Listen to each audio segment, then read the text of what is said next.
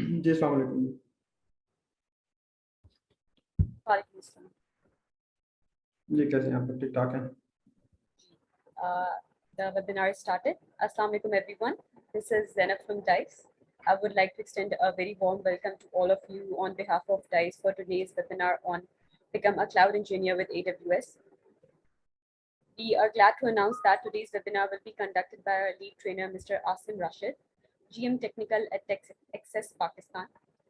Mr. Asim Rashid has 16 plus years of technical experience in ICT industry. He holds course expertise in cloud, databases, and big data domain. In today's session, you will get to understand the best practices for getting started in AWS Cloud. You'll learn the best practices to build resilient, reliable, and cost-effective applications. Mr. Asim will enlighten you about what is actually Amazon Web Services, cloud computing tools and techniques, comparative advantages of cloud computing with AWS, and much more. I would like to request all of you to note down your queries during this session and ask them in the Q&A session at the end. That's all from my side. Thank you. Over to Mr. Asim. Ji screen नजर आ रही है सबको? जी, it's visible.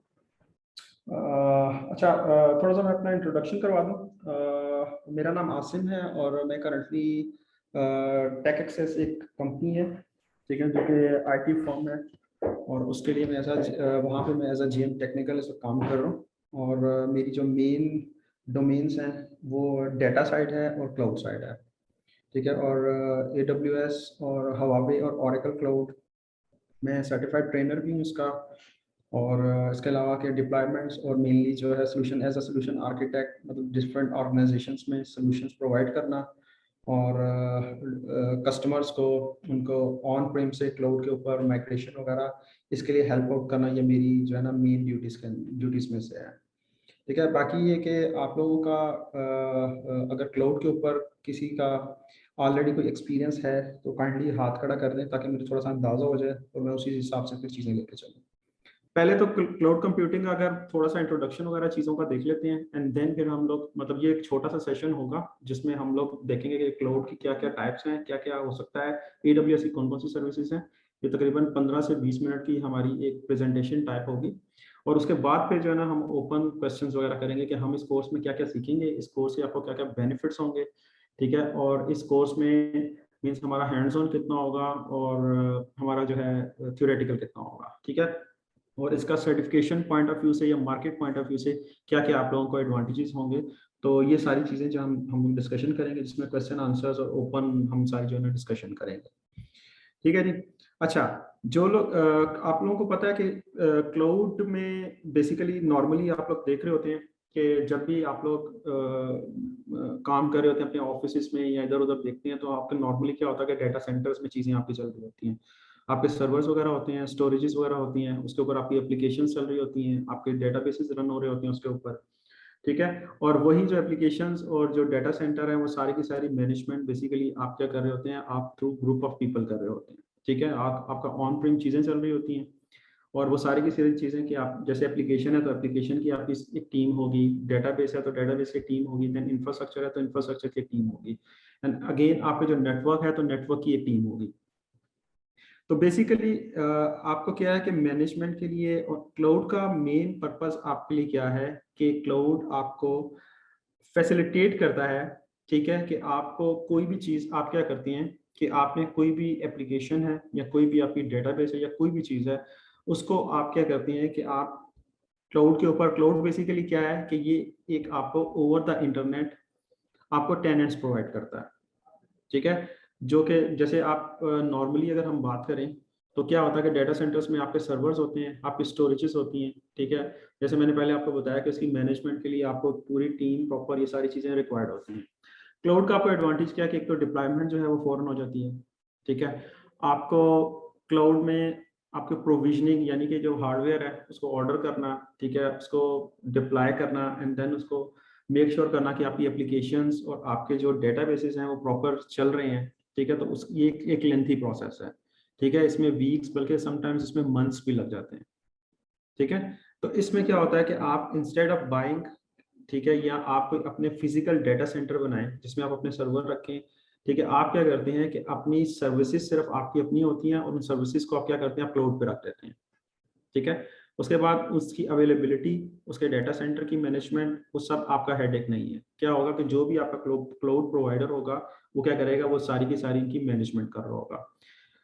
Normally अगर हम देखें, ठीक है, तो क्लाउड आप लोगों ने अली बाबा का नाम सुना होगा, AWS का नाम सुना होगा, Oracle का नाम सुना होगा, हवावे का नाम सुना होगा। तो ये सारे के सारे आपको क्या करते हैं, ये फैसिलिटेट करते हैं और आपको पब्लिक क्लाउड्स प्रोवाइड करते हैं, ठीक है, जिनके थ्रू आप क्या कर सकते हैं कि आप अपनी सर्विसेज को आप on on internet, over the internet क्या है, आप क्लाउड के ऊपर रख सकते हैं, ठीक है। अब मेन चीज ये है कि क्लाउड कंप्यूटिंग, इसकी रिक्वायरमेंट आपकी कब कब हो सकती है और किस किस इंडस्ट्री में इसके यूज केसेस बन सकते हैं, ठीक है।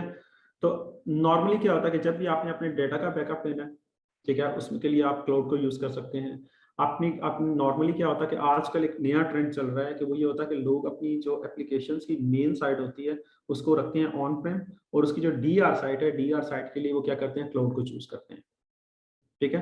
तो फॉर एग्जांपल ये है कि जैसे हमारी बहुत सी एप्लीकेशन चल रही होती हैं, ठीक है, और उसको आप क्या करोगे कि आप आपके ऑन प्रेम आपका डाटा सेंटर है जिसमें एप्लीकेशंस, आपके डेटाबेसेस, ईच एंड एवरीथिंग आपकी चल रही है, और उसका DR जो साइट है, बजाय इसके कि आप एक और डेटा सेंटर लें, वहाँ पे आप फिजिकल चीजें इंस्टॉल करें। समटाइम्स ऐसे होता है कि आपकी जो DR साइट है वो किसी रिमोट साइट पे होती है, ठीक है, जहाँ पे आपका अपना ऑफिस नहीं होता, या वहाँ पे आपको स्पेशल लोग हायर करने पड़ते हैं, ठीक है। तो इसके लिए आपका एडवांटेज क्या है कि अगर आपने DR बनानी है तो उसके लिए आप क्या क्लाउड कर सकते हैं, ठीक है। इसके अलावा क्या वर्चुअल डेस्कटॉप्स हैं, सॉरी सर, ये सॉफ्टवेयर। DR क्या चीज है? DR क्या होती है कि आपकी फॉर एग्जांपल आपकी एक एप्लीकेशन है जो कि आपकी किसी एक ऑन प्रेम या कहीं पे भी चल रही है, ठीक है। अब समटाइम्स ऐसा होता है कि जो यूजर होते हैं ना, वो एप्लीकेशंस को 24/7 उन्होंने एक्सेस करना होता है, ठीक है। अब इमेजिन करें कि 24/7 अगर वो सर्विस एक यूज हो रही है और वो किसी भी वजह से सर्विस अनअवेलेबल हो जाए, ठीक है, तो डेफिनेटली आपके लिए क्या है कि एक बहुत बड़ा डिजास्टर होता है कि यूजर एक्सेस नहीं कर पा रहे और बहुत सी चीजें। तो इसके लिए क्या होता है कि हम एक और साइट बनाते हैं जिसको हम बैकअप साइट बेसिकली बोलते हैं, ठीक है। यानी कि अगर हमकी जो प्राइमरी साइट है, अगर वहां पे कुछ हो जाता है, ठीक है, किसी भी वजह से, आइदर कोई डिजास्टर आ गया है, ठीक है, कोई नेचुरल डिजास्टर है, या किसी भी और वजह से एप्लीकेशन क्रैश कर गई है या डेटाबेस क्रैश कर गई है, तो हमारे पास एक सेकेंडरी, एक हमारे पास डाटा सेंटर में एप्लीकेशन चल रही होती है, ठीक है, जिसको हम क्या कहते हैं, बैकअप साइट होती है। तो क्या होती है, वो उसको टेक ओवर कर लेती है और आपकी जो एप्लीकेशंस हैं, जो यूजर को सर्विसेज हैं, वो क्या होती है, कॉन्टिन्यूस मिल रही होती है, ठीक है। इसके एग्जांपल किस तरह से, जैसे आप लोग फेसबुक यूज कर रहे होते हैं और बहुत सी एप्लीकेशंस आप यूज कर रहे होते हैं, तो इनके जो डाटा सेंटर्स हैं वो डिफरेंट जगहों पे प्लेस्ड होते हैं, ठीक है। और आपको नहीं पता होता, अगर आपकी प्राइमरी, कभी ऐसा नहीं हुआ होगा कि आपने सुना हो कि यार फेसबुक कंप्लीटली डाउन हो गई है, ठीक है, पूरे के पूरे उसमें हो सकती है लेकिन टोटल उसमें पॉसिबल नहीं है, ठीक है, क्योंकि क्या होता है कि उनके DR साइट्स वगैरह और बैकअप साइट्स वगैरह आपकी बनी हुई होती है। क्लियर हो गया कि नहीं हुआ? ओके। ठीक है। अच्छा, इसके अलावा आपने अगर सॉफ्टवेयर डेवलपमेंट करनी है, ठीक है, जैसे अभी हम लोग देख रहे थे कि कंटेनर्स हैं, डॉकर्स हैं, डेवऑप्स हो गए, तो इसमें भी क्या है कि इसको ये एज अ सर्विस आपको क्लाउड पे मिल जाती है, बजाय से कि आप अपने ऑफिस में या अपने लैपटॉप के ऊपर पूरा सेटअप करें, ठीक है। तो आप क्या कर सकते हैं, टेस्ट इन्वायरमेंट या डेवलपमेंट इन्वायरमेंट आप क्लाउड पे बना सकते हैं, उसके ऊपर अपनी डेवलपमेंट करें, आपको टूल्स, जो जो चीज़ें आपको अवेलेबल है वो क्लाउड पे आपको एज अ सर्विस मिल जाती है, ठीक है।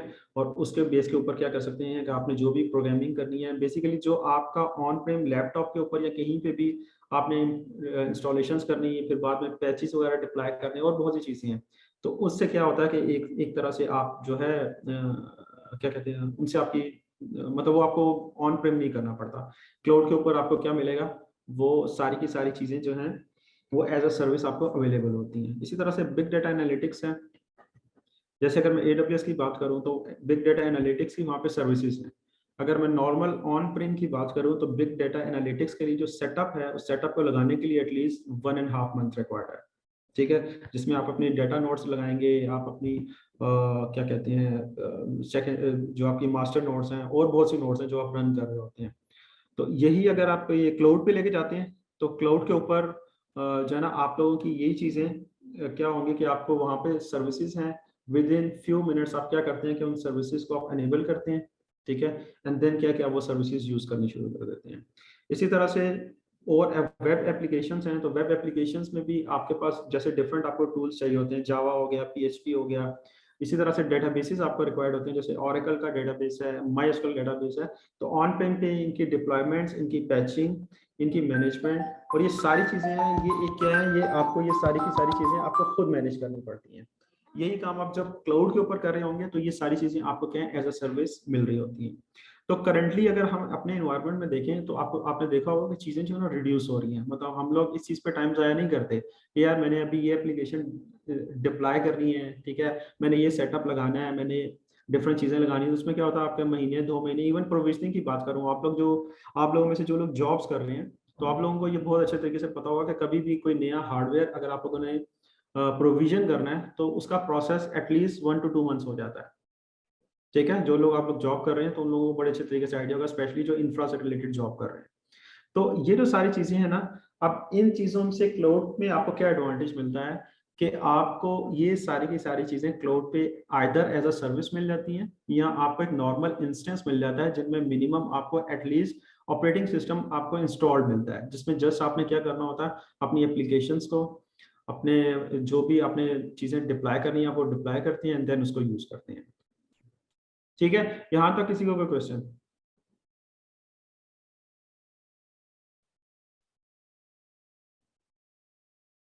ये आवाज आ रही है आप लोगों को? जी। ठीक है, अच्छा, इसमें ये है कि क्लाउड का भी बेसिक कॉन्सेप्ट तो आप लोगों को समझ आ गया है। ठीक है, अब क्या है कि आपके पास डिफरेंट कंप्यूटिंग के आपके पास मॉडल्स वगैरह होते हैं। अगर मैं नॉर्मल बात करूं, ठीक है, तो आपके पास जब भी क्लाउड है, ठीक है, एक नॉर्मल एक बात करते हैं, अभी स्लाइड से हट के बात करते हैं। आप लोगों को पता है कि जो क्लाउड की इवैल्यूएशन यानी इवॉल्व कैसे हुआ? आप लोगों ने देखा होगा कि पहले, आज से अगर आप 10-15 साल पहले जाएं तो क्या होता था कि डेटा सेंटर्स में आपके सिस्टम्स लगे होते थे, फिजिकल मशीनें होती थी। फिजिकल मशीनों के अंदर आप ऑपरेटिंग सिस्टम्स इंस्टॉल करते थे, देन एप्लीकेशंस इंस्टॉल करते थे, और इसी तरह से आपके डेटाबेसेस वगैरह आप इंस्टॉल करके आप अपनी एप्लीकेशंस को रन कर रहे होते थे। उसके बाद जैसे जैसे टाइम गुजरा, उनकी जगह क्या है कि आपकी वर्चुअल मशीनों ने ले ली। आप लोगों ने VMware का सुना हुआ होगा, ठीक है, इसी तरह से और डिफरेंट KVM है। ठीक है, तो डिफरेंट आप लोगों के पास क्या है, चीज़ें अवेलेबल हैं जिसके थ्रू आप क्या कर सकते हैं कि आप इसको मतलब आपने एक ही आपका हार्डवेयर है, ठीक है, जैसे सर्वर्स हैं, और सर्वर्स को आप क्या कर सकते हैं कि आप उसको पार्टीशन कर लेते थे कि जी आपने एक वर्चुअल मशीन बना ली एक ही हार्डवेयर के ऊपर दो। फिर जैसे जैसे टाइम गुजरा तो वर्चुअल मशीन में क्या कि आपका हार्डवेयर अब बेस्ट यूटिलाइज हो रहा था, लेकिन बहुत से रिसोर्सेज आपके ज़ाया हो जाते हैं। ठीक है, फिर क्या आया कि आपके पास एक क्लाउड की फॉर्म है। क्लाउड की फॉर्म में क्या होता था कि आपके पास चीजें जो हैं वो सारी की सारी आप क्लाउड के ऊपर शिफ्ट कर देते हैं। ठीक है, अब क्लाउड पे आपको एडवांटेज क्या है कि आपके जो आपका जो हेडेक है ना कि आपने डिप्लॉयमेंट्स करनी है, ये सारी चीजें करनी है, वो सारी की सारी आपकी क्या है वो खत्म हो जाती है। अच्छा, अब जो क्लाउड है, क्लाउड की नॉर्मली क्या होती है, 3 से 4 टाइप्स होती हैं। आवाज आ रही है आप लोगों को? जी सर। Yes, loud अच्छा, and clear. क्लाउड की जो डिप्लॉयमेंट मॉडल्स हैं ना, नॉर्मली 3 से 4 किस्म के होते हैं। बेसिकली वैसे 3 किस्म के होते हैं, लेकिन हम लोग कहते हैं कि यार एक 4 किस्म के हो सकते हैं। इसमें सबसे पहले आपके पास होता है प्राइवेट क्लाउड। प्राइवेट क्लाउड क्या होता है कि ये आपके ऑन प्रेम होता है। सम टाइम्स ऐसा होता है कि कस्टमर कहता है कि यार हमने अपना जो डेटा सेंटर है ना, या जो हमारा डेटा है वो बहुत क्रिटिकल है, ठीक है, या हमारी जो एप्लीकेशंस हैं वो बहुत क्रिटिकल हैं, हम इसको क्लाउड के ऊपर नहीं लेके जा सकते। तो उसके लिए हम लोग क्या करते हैं कि कस्टमर के साइट पे या कहीं पे भी उनकी जो ट्रस्टेड कोई जगह है, जो डेटा सेंटर है, वहाँ पे हम उनका सेटअप लगाते हैं और वहाँ पे हम लोग उनको क्लाउड डिप्लॉय करके देते हैं। ठीक है, अब क्लाउड के कौन कौन से हो सकते हैं? अगर मैं प्राइवेट की बात करूँ तो क्लाउड में क्या है कि आपके पास VMware का क्लाउड है, उसके अलावा आपको ओपन स्टैक का अगर आप लोगों ने नाम सुना हो, ठीक है, तो उसके क्लाउड की डिप्लॉयमेंट है, और इसके अलावा और 2-3 क्लाउड हैं जो कि आप ऑन प्रेम डिप्लॉय कर सकते हैं। उसका जो आपका प्राइवेट क्लाउड है वो क्या होता है, वो सिर्फ और सिर्फ उस एंटरप्राइज के लिए होता है। ठीक है, यानी कि अगर उन्होंने उसी एंटरप्राइज के अंदर अपने कोई टेनेंट्स वगैरह उन्होंने कुछ बनाने हैं, कुछ वर्चुअल मशीन्स वगैरह क्रिएट करनी है, या इवन कोई सर्विस एज अ सर्विस कोई एप्लीकेशन उन्होंने यूज़ करनी है, तो उसके लिए वो यूज़ कर सकते हैं। ठीक है, इसके बाद आप क्या आ जाते हैं पब्लिक क्लाउड। पब्लिक क्लाउड में क्या होता है कि आपके पास जो ये डेटा सेंटर है, ये सारे के सारे ये डिफरेंट कंट्रीज में बने हुए होते हैं, उन जिनको हम अवेलेबिलिटी जोन्स बोलते हैं। ठीक है, इसके एग्जांपल्स आपके पास क्या है? AWS है, अलीबाबा है, गूगल का क्लाउड है, ठीक है। इसके अलावा हवावे है, ओरेकल है। अब इनका इसमें क्या होता है कि आप जो आपके पास पब्लिक क्लाउड्स हैं ये आपको क्या देते हैं, ये आपको डिफरेंट सर्विसेज प्रोवाइड करते हैं। इनके डेटा सेंटर्स होते हैं डिफरेंट कंट्रीज के अंदर, डिफरेंट रीजन्स के अंदर, और जो डेटा सेंटर्स हैं वहाँ पे इन्होंने सर्वर्स वगैरह सब कुछ लगाए हुए होते हैं। और आप क्या करते हैं कि आप जस्ट जो सर्विसेज आपको रिक्वायर्ड होती हैं आप अपनी सर्विसेज वहाँ से उनसे परचेज करते हैं या सब्सक्राइब करते हैं, एंड देन वो जो सर्विसेज हैं वो आप इजीली यूज कर सकते हैं। ठीक है। पब्लिक में और प्राइवेट में फर्क क्या है कि जो पब्लिक है ये ओपन होता है। ठीक है। आप दुनिया के किसी भी कोने पे बैठ के आप उसको एक्सेस कर सकते हैं। अपनी वीएम जो आपको करीबी रीजन पड़ता है आप उसके ऊपर एक्सेस करें ताकि आपको लेटेंसी वगैरह कम आए। और जो आपका प्राइवेट है, प्राइवेट क्या है, वो ऑन प्रेम होता है।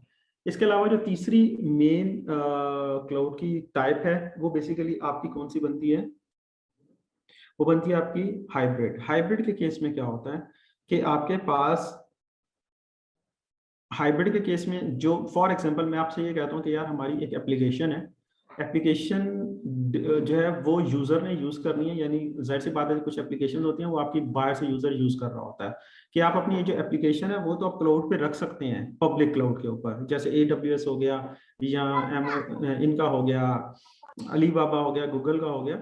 लेकिन आप ये कहते हैं कि यार हमारा जो डेटाबेस है ना वो हमारा बहुत क्रिटिकल है। ठीक है। तो डेटा जो है वो इस तरह ओपनली हम लोग नहीं छोड़ सकते। ठीक है, क्लाउड के ऊपर।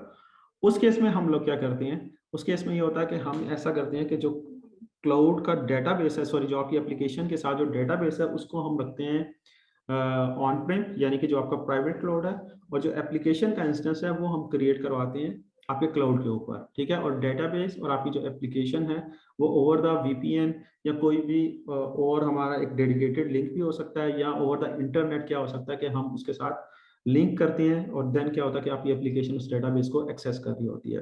तो ये बेसिकली हमारे पास क्या है कि तीन मॉडल होते हैं जिसमें आपके क्या होता है, एक पब्लिक है, एक प्राइवेट है, एंड देन आपका जो एक मॉडल है वो आपका क्या होता है, वो हाइब्रिड मॉडल होता है।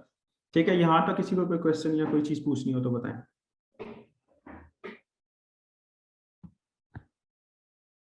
Can you please repeat the concept of private cloud? मुझे concept जो है वो confuse कर रहे हैं इसके हाइब्रिड क्लाउड में और प्राइवेट में।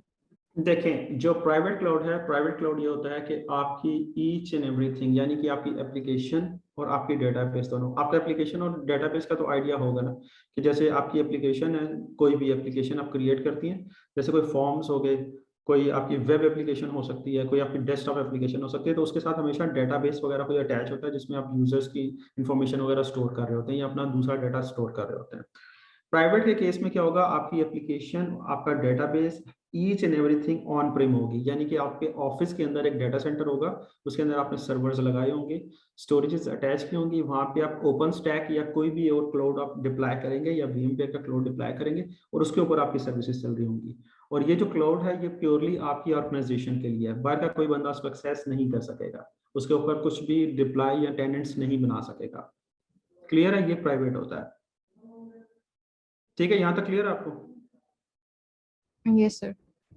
जो हाइब्रिड क्लाउड है ना, हाइब्रिड क्लाउड क्या होता है, मिक्स होता है। हाइब्रिड क्लाउड में क्या होता है, जो आपकी क्रिटिकल चीजें हैं, ठीक है, सिक्योरिटी वाइज, उसको आप पब्लिक, जिसको आप नहीं देना चाहते, यानी देखें एक चीज ये ध्यान में रखें कि जब भी आपका डाटा क्लाउड के ऊपर जाएगा तो ये क्या होगा, वो इंटरनेट पे जाएगा, और इंटरनेट पे नॉर्मली क्या होता है कि लोगों का कॉन्सेप्ट ये होता है कि इंटरनेट पे कोई भी चीज जाएगी तो वो सेफ नहीं है।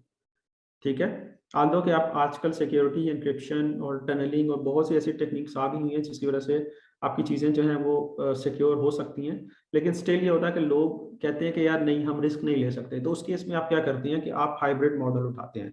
हाइब्रिड मॉडल में क्या होता है कि जो आपका डाटा है वो आप अपने ऑन प्रेम क्लाउड पे रखते हैं, और जो आपकी एप्लीकेशन है, ठीक है, उसको आप क्या करते हैं, यानी कि आप इस तरह से कह लें कि जो आपका क्रिटिकल और सिक्योर डाटा है वो आप रखते हैं ऑन प्रेम, यानी कि वो बाहर नहीं जाएगा। जो आपका लेस सिक्योर डाटा है, जैसे मतलब कोई नॉर्मल इंफॉर्मेशन है, ठीक है, जो आप अगर कोई किसी के साथ शेयर भी हो जाए तो कोई इतना बड़ा मसला नहीं है, तो वो आप क्या करते हैं, वो आप पब्लिक क्लाउड पे रखते हैं। तो ये बेसिकली एक ही एप्लीकेशन को हम क्या कहते हैं, मिक्स एंड मैच है, यानी कि डाटा आपका पड़ा हुआ है प्राइवेट और जो आपकी एप्लीकेशन है वो पब्लिक पे पड़ी हुई है। ठीक है। तो इसको हम कहते हैं कि ये हाइब्रिड क्लाउड है। अभी क्लियर हुआ आपके नहीं आपको? जी सर।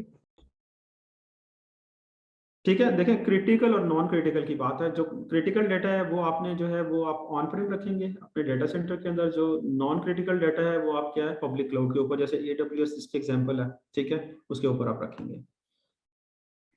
अच्छा, इसके बाद ये है कि आपके पास डिफरेंट सर्विसेज होती हैं। जैसे कि मैं अभी पहले आप लोगों से डिस्कस कर रहा था कि जब भी हम क्लाउड की बात कर रहे होते हैं तो क्लाउड में नॉर्मली क्या होता है कि क्लाउड हमें सिर्फ फैसिलिटेट ये नहीं करता कि हमने डाटा सेंटर है वो खत्म हो गया तो जनाब हमारी सारी चीजें अब क्लाउड के ऊपर चल रही हैं, हम कहीं से भी एक्सेस कर सकते हैं।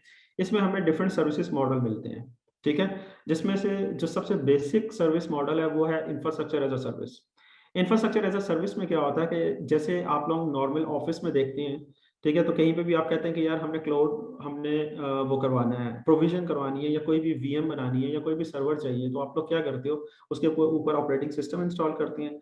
ऑपरेटिंग सिस्टम इंस्टॉल करने के बाद आप क्या करते हैं, जो भी आपके रिक्वायर्ड सॉफ्टवेयर हैं, जैसे मैं आपके लैपटॉप के एग्जांपल दे दूं, ठीक है, तो जो भी आपके रिक्वायर्ड सॉफ्टवेयर हैं आप वो उसके ऊपर इंस्टॉल करते हैं, ठीक है।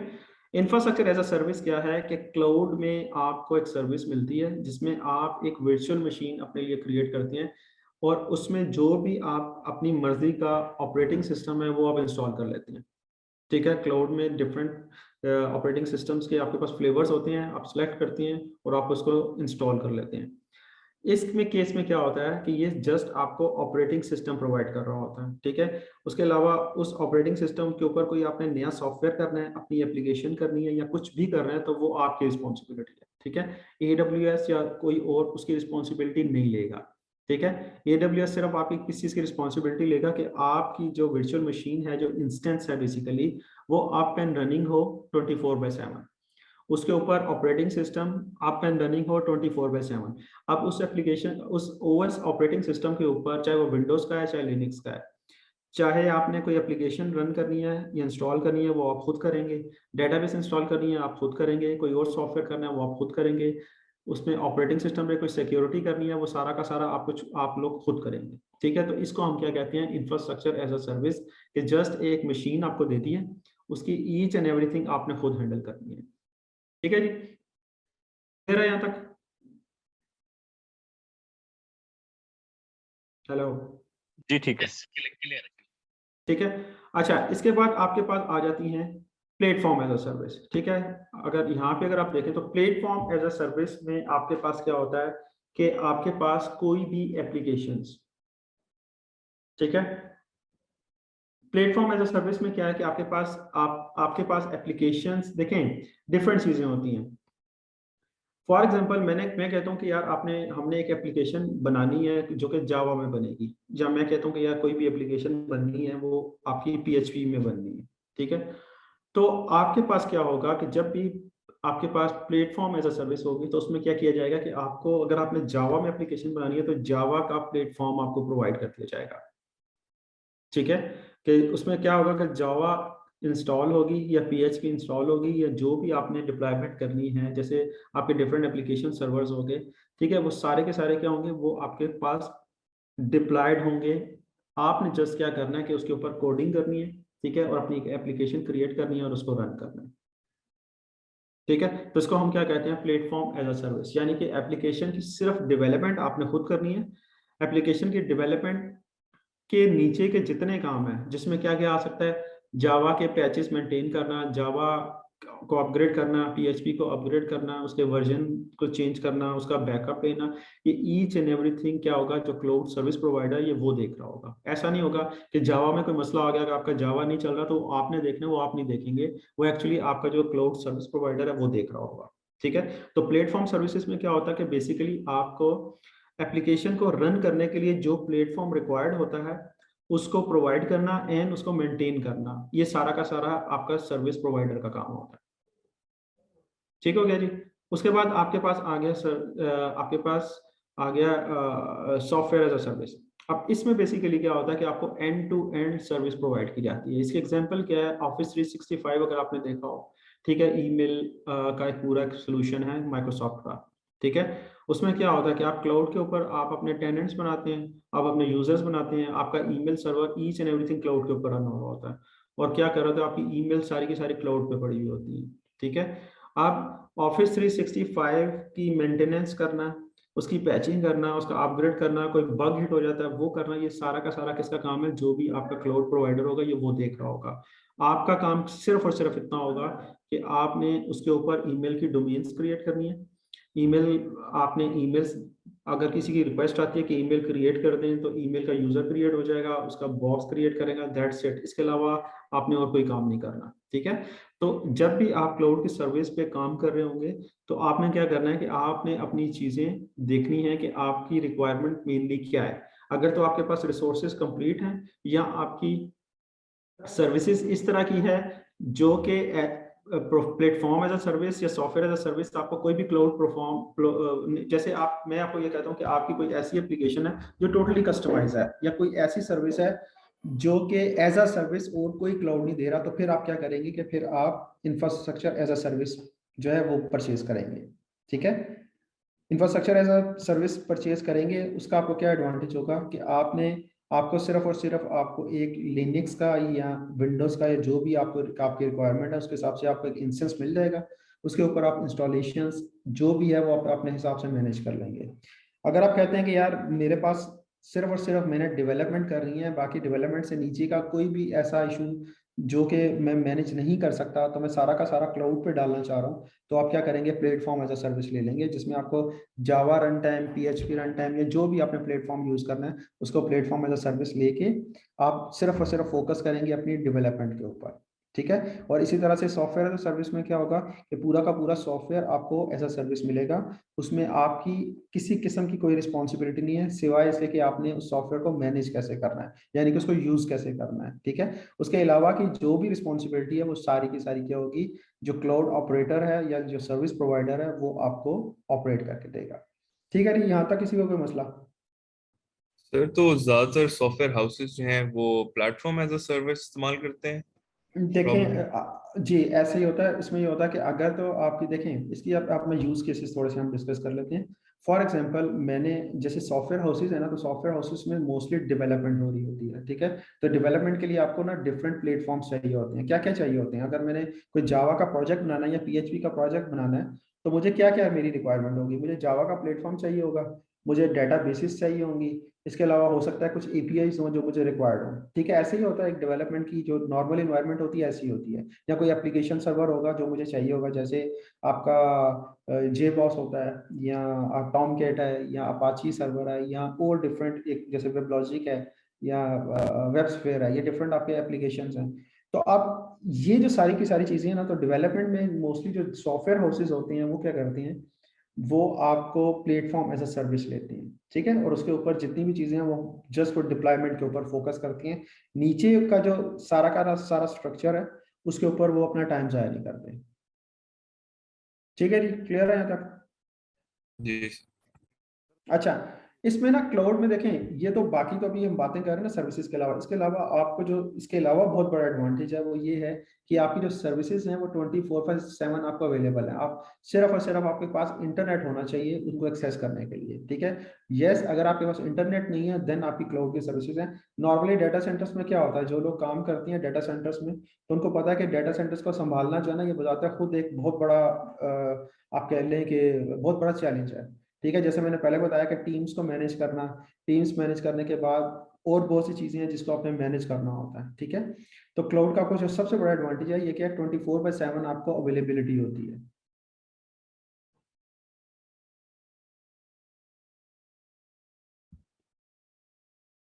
ठीक है जी।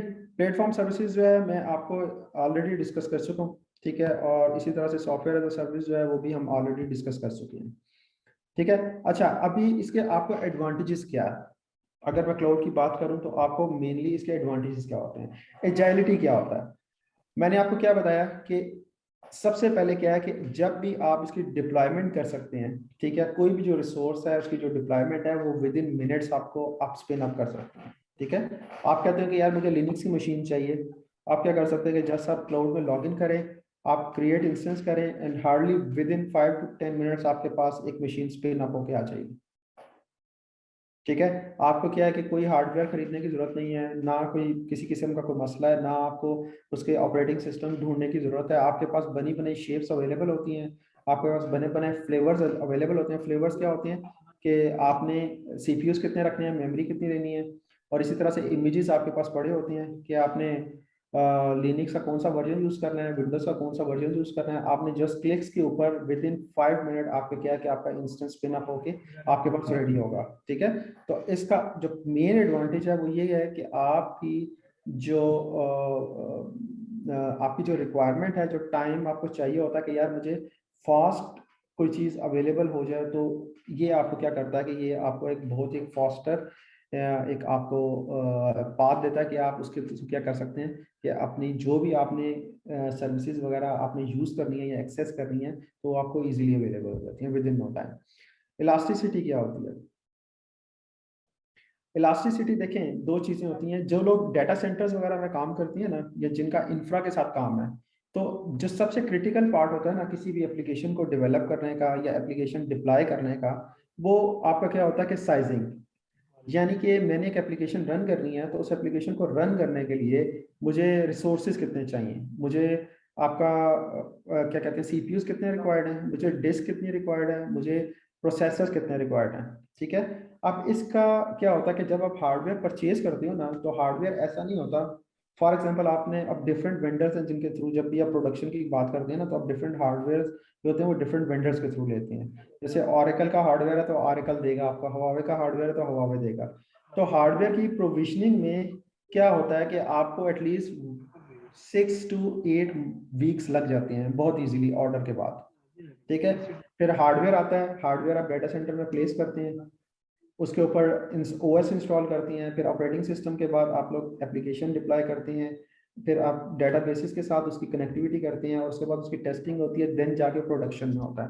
तो नॉर्मली ये जो पूरा साइकिल है ये मिनिमम 1.5 मंथ से लेके ये समटाइम्स कई मंथ्स तक चलता है। ठीक है, अब उस केस में अगर आपने जो साइज है, फॉर एग्जांपल आपकी जो रिक्वायरमेंट थी मेमोरी की, वो आपकी फॉर एग्जांपल 500 गीगाबाइट्स थी।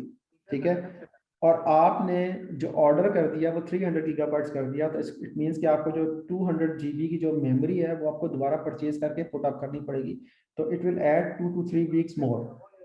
ठीक है, क्लाउड में आपको क्या एडवांटेज होता है कि आपके जो रिसोर्सेज हैं ऑन द फ्लाई आप इंक्रीज कर सकते हैं, ऑन द फ्लाई आप डिक्रीज कर सकते हैं। ठीक है, फॉर एग्जांपल आप क्या कहते हैं कि आप चाहते हैं कि यार मेरी जो एक एप्लीकेशन है वो मिनिमम रिसोर्सेज के साथ रन हो, लेकिन जैसे ही उसके ऊपर यूजर्स का लोड हो तो उसके जो एक थ्रेश होल्ड में सेट करूं कि जी अगर मेरी जो CPU की यूटिलाइजेशन है वो 70% पे जाए तो ऑटोमेटिकली इसकी CPU के साथ अटैच हो जाए और इसके साथ मेमोरी भी अटैच हो जाए।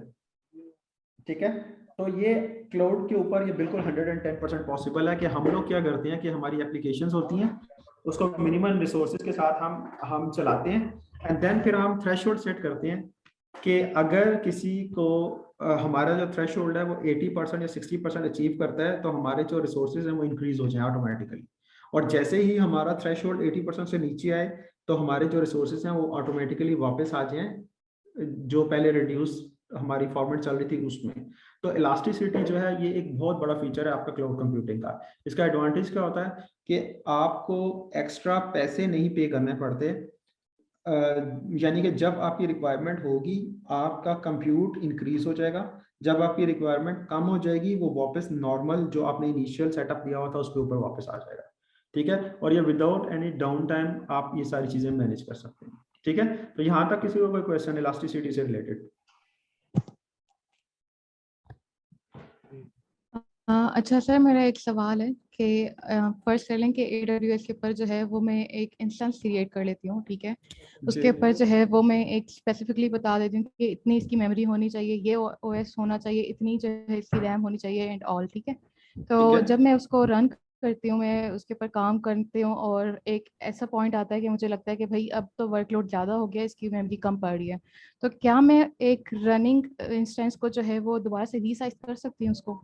नहीं, देखें जो एक होता है रनिंग, ठीक है, आप उसको रीसाइज आप कर सकती हैं, उसकी शेप चेंज कर सकती हैं, यस, लेकिन एक होता है कि शेप चेंज आप खुद से करें, एक होता है कि ऑटोमेटिकली ऑटो स्केलिंग हो जाए। ठीक है, तो ये दोनों पॉसिबिलिटीज हैं। ठीक है, आप खुद भी कर सकती हैं, और इसके अलावा ये है कि हम लोग इसमें ऑटो स्केलिंग ग्रुप्स क्रिएट करते हैं जिसमें हम क्या करते हैं कि उसका थ्रेशोल्ड एक सेट कर देते हैं। ठीक है। और उस थ्रेशोल्ड से क्या होता है कि जैसे ही आपका एक सर्टेन, आप थ्रेशोल्ड सीपीयू बेस भी हो सकता है, थ्रेशोल्ड आपका मेमोरी बेस भी हो सकता है। आप कहते हो कि यार अगर सीपीयू मेरा 70% को टच करे तो इसके साथ आप रिसोर्सेज ऐड करें, या आप एक और वीएम इसके साथ अटैच कर दो, या इस तरह की डिफरेंट चीजें हमारे पास डिफरेंट ऑप्शंस होते हैं। तो ये सारी चीजें यस पॉसिबल हैं, ऑटोमेटिक भी पॉसिबल है और मैनुअल इंटरवेंशन, ह्यूमन इंटरवेंशन के साथ भी पॉसिबल है, क्लिक्स के साथ। यस सर अभी तक जो हमने ये जितने भी देखे हैं क्लाउड के, तो ये जीसीपी, AWS, बाकी जितने भी क्लाउड हैं वो कॉमनली शेयर करते हैं या उनके डिफरेंट कैरेक्टरिस्टिक्स हैं अपार्ट फ्रॉम AWS? नहीं, शेयर क्या करते हैं? सॉरी, आपका क्वेश्चन मैं नहीं समझ पाया। मतलब अभी तक जो जितनी भी हमने चीजें देखी हैं प्राइवेट क्लाउड की, जिसमें स्केलेबिलिटी है, उसमें platform as a service, infrastructure as a service and software as a service, जी ये जी सारी तीनों चीजें टर्मिनोलॉजीज गूगल क्लाउड प्लेटफॉर्म में और ओरेकल में या बाकी दूसरे क्लाउड्स में भी यूज होती हैं, एजोर वगैरह में, या ये सिर्फ स्पेसिफिकली AWS के लिए है? नहीं, ये आपकी AWS में भी है, आपको Oracle भी देता है। देखें, एक बात ये ध्यान में रखिए, जो AWS है वो ट्रेंड सेटर है, ठीक है।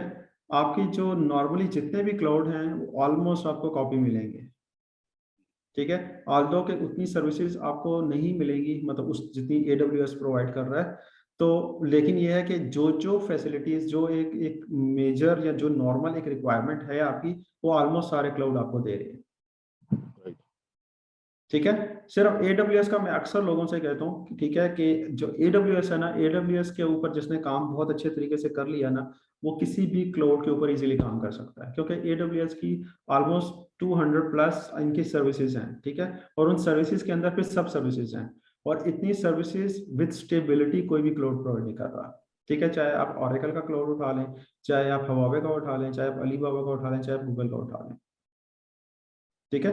तो आप ये है कि मींस, और जो जो आपकी मेन एक चीजें हैं वो सारी की सारी आपको AWS के ऊपर आपको अवेलेबल है, बिल्कुल, ठीक है। बाकी क्लाउड्स के ऊपर भी अवेलेबल है, ठीक है। और एक ही तरीका है, मीन्स ये है कि आप किसी भी क्लाउड के ऊपर बैठेंगे ना, हार्डली आपको 2 घंटे या 4 घंटे लगेंगे, उसकी थोड़ी सी टर्मिनोलॉजीज थोड़ी सी डिफरेंट हो सकती हैं, ठीक है। जैसे अगर कोई एक बंदा उसको कंप्यूट कर रहा है तो हो सकता है दूसरा उसको क्या कहते हैं, उसको कोई इंस्टेंस बोल दे, या एक जगह पे जो नेटवर्क है उसको वो VCP बोलते हैं, तो Oracle में उसी को वो VCN बोलता है, ठीक है। लेकिन उसको क्रिएट करने का तरीका, उसमें सबनेट्स बनाना, ठीक है, लोड बैलेंसिंग करना, each and everything, auto scaling करना, ये सब चीजें जो है टर्म्स थोड़ी बहुत आगे पीछे हो सकती हैं, लेकिन जो उनको क्रिएट करने का तरीका और उनकी जो एक लॉजिक है, ठीक है, वो सारी की सारी सेम है, ठीक है। क्लियर है यहाँ तक?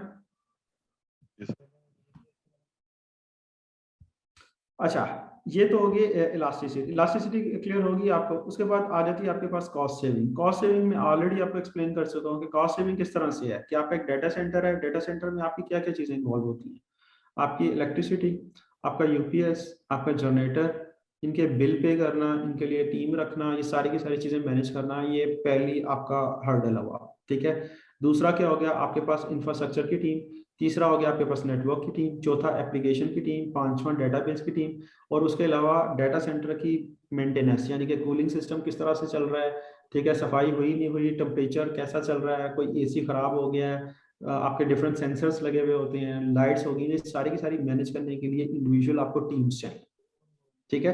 अब इन टीम्स को मैनेज करना, ठीक है, फिर उनकी अपनी कॉस्टिंग होती है, तो उसके मुकाबले में अगर आप क्लाउड की बात करें तो ये आपको इंतहाई चीप पड़ता है, ठीक है। तो डेफिनेटली एक इलास्टिसिटी, एक आपकी टाइम सेविंग, ठीक है, जिसको आप एजाइल बोल रहे होते हैं, और इसके अलावा कॉस्ट सेविंग के हिसाब से जो है ना, क्लाउड जो है ये आपको बहुत बहुत बेनिफिट देता है,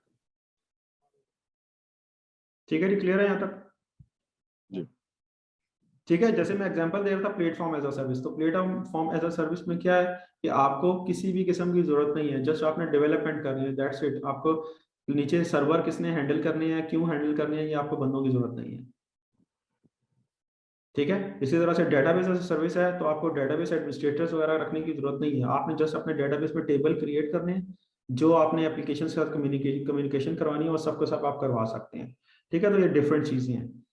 अच्छा, इसके अलावा क्या है कि डिप्लॉय ग्लोबली, ये मैं ऑलरेडी आपसे डिस्कस कर चुका हूँ कि आप दुनिया के किसी भी कोने में बैठे हैं, वो किसी भी जियोग्राफिकल रीजन के अंदर जाके आप क्लाउड डिप्लॉय कर सकते हैं, विद इन मिनट्स होता है, ठीक है, तो एक आपको क्या है कि डिप्लॉय ग्लोबली, ये भी आपको एक बहुत बड़ा एडवांटेज है।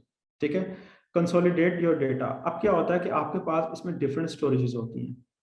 ठीक है, आपका एडवांटेज क्या है कि आपका आपका जो डेटा है, जैसे अगर क्लाउड की डिफरेंट हमारे पास सर्विसेज हैं, ठीक है, उसमें क्या होता है कि आपके पास किसी भी टाइम आप इंफॉर्मेशन रख सकते हैं, जिसमें हमारे पास ब्लॉक स्टोरेजेस भी होती हैं, इसके अलावा हमारे पास ऑब्जेक्ट स्टोरेजेस भी होती हैं। ठीक है, तो हम लोग क्या कहते हैं कि जो आपका जो डेटा है उसमें जो सिंकिंग है, जिसका बैकअप रखना है, वो सारा का सारा क्लाउड आपका मैनेज कर रहा है। अगर मैं नॉर्मल यहाँ पे बात करूँ तो यहाँ पे ये होता है कि हमारे पास हम स्टोरेज बाई स्टोरेज, एक स्टोरेज यहाँ पड़ी है, एक स्टोरेज कहीं और पड़ी है, तो अगर हमने उसकी रेप्लिकेशन करनी है या सिंकिंग करनी है ना, तो हमें पूरी की पूरी स्टोरेज की सिंकिंग करनी पड़ती है या पूरे पूरे वॉल्यूम की सिंकिंग करनी पड़ती है। तो उसमें हमारा कुछ डेटा ऐसा भी होता है जो कि हमारा सिंकिंग या इतना क्रिटिकल नहीं होता, हमें मजबूरन हमारी टेक्नोलॉजीज ऐसी होती है कि हमें वो भी सिंक करना पड़ता है, वहाँ पे रेप्लिकेशन करनी पड़ती है, यानी कि उसका बैकअप बनाना पड़ता है। तो क्लाउड में ये है कि जो डेटा आपको रिक्वायर्ड है, आप सिर्फ उसी को क्लाउड खुद ही मैनेज करता है। आपने रेप्लिकेशन करनी है तो आप उसे बताते हैं भाई मुझे बैकअप भी चाहिए, मुझे रेप्लिकेट भी करना है। ठीक है, तो ये डिफरेंट चीजें हैं जिसके बाद क्या होता है कि आपको चीजें चीजें मिल जाती हैं। ठीक है, फिर defend against disaster. For example आपका कोई आउटेज आ जाता है, ठीक है, कोई डिजास्टर आ जाता है, जैसे क्या है कि फ्लड हो गया, ठीक है, और क्या हुआ, अर्थक्वेक की वजह से आपका डेटा सेंटर जो है वो तबाह हो गया।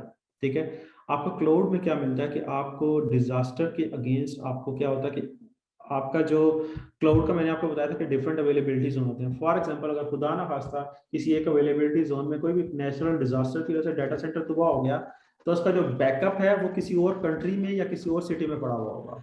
ठीक है, अगर मैं सिर्फ AWS की बात करूँ ना, तो AWS में क्या होता है कि फॉर एग्जांपल एक डेटा सेंटर दुबई के अंदर है, ठीक है, एक इनका ना रीजन अगर दुबई के अंदर है ना, तो दुबई के अंदर एक रीजन के अंदर इनके डिफरेंट अवेलेबिलिटी जोन है, जो कि दुबई के अंदर डिफरेंट जगहों पे होंगे। यानी कि एक डाटा सेंटर हो सकता है दुबई के A पॉइंट पे हो और दूसरा डाटा सेंटर दुबई के B पॉइंट पे हो।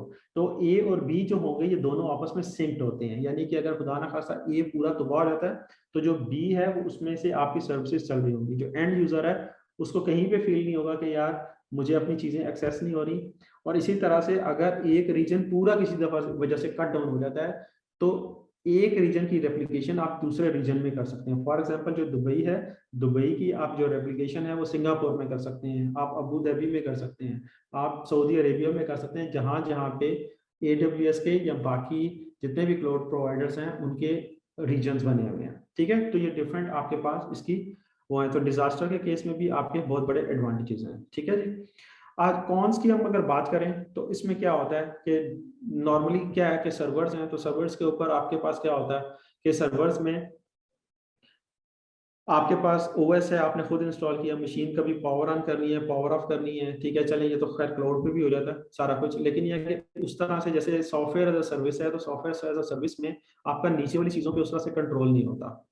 ठीक है, जो उन्होंने सॉफ्टवेयर एज अ सर्विस में फीचर्स दे दिए हैं वो अगर क्लाउड प्रोवाइडर उसमें खुद से कुछ ऐड या माइनस कर दे तो यस, अदरवाइज आप खुद से कुछ नहीं कर सकते। ठीक है, तो सॉफ्टवेयर एज अ सर्विस में और प्लेटफॉर्म एज अ सर्विस में थोड़ी सी इस तरह की लिमिटेशंस आ जाती हैं। ठीक है, फिर आपकी जो इंटरनेट है, डेफिनेटली इंटरनेट अगर है तो आप क्लाउड पे काम कर सकते हैं, अगर इंटरनेट नहीं है तो आप क्लाउड पे काम नहीं कर सकते। ठीक हो गया, बैकअप्स थोड़े रिलेटिवली स्लो होते हैं, लेकिन आजकल ये इतना बड़ा इशू नहीं है, क्योंकि आजकल जिस तरह से आपकी इंटरनेट की स्पीड वगैरह इंक्रीज हो रही है डे बाय डे, तो ये कोई इतना बड़ा इशू नहीं है। ठीक है, तो ये जो चीज़ें हैं ये सारी की सारी आपकी जो है बेनिफिट्स और जो इनके जो थोड़े बहुत आपकी जो कॉन्स हैं, ठीक है, तो उसमें ये चीज़ें कवर होती हैं। ठीक है, ये लिमिटेड कंट्रोल ये मैं ऑलरेडी एक्सप्लेन कर चुका हूँ। स्लो बैकअप्स डेफिनेटली जब आप ओवर द इंटरनेट चीज़ें लेके जा रहे होते हैं तो वो क्या होते हैं, वो स्लो होते हैं लेटेंसी की वजह से। ठीक है, लेकिन यह कि आजकल जितनी स्पीड्स इंक्रीज हो रही है इंटरनेट प्रोवाइडर्स की, तो डेफिनेटली ये एक ऐसी चीज़ है जो कि मतलब इम्प्रूव जो है वो डे बाय डे हो रही है। उसके बाद इंटरनेट रिलायंस ऑलरेडी मैं बता चुका हूँ। ठीक है, कि आपके टोटली इंटरनेट के ऊपर है, इंटरनेट डाउन है तो बस फिर आपको क्लाउड पे कोई भी चीज़ जो है वो नहीं मिलेगी। ठीक है, जितनी देर में आपका इंटरनेट रिस्टोर नहीं होता आप अपनी चीज़ों को एक्सेस नहीं कर सकते, लेकिन नॉर्मली ऐसा बहुत कम होता है। ठीक है, और इसके अलावा आपके पास मेजर पब्लिक क्लाउड प्रोवाइडर्स कौन कौन से हैं। ठीक है, माइक्रोसॉफ्ट एज्योर है, अमेजोन, ठीक है, जिसको हम AWS बोल रहे हैं, IBM क्लाउड है, अली बाबा है, ठीक है, सेल्स फोर्स का क्लाउड है, उसी तरह से गूगल क्लाउड है।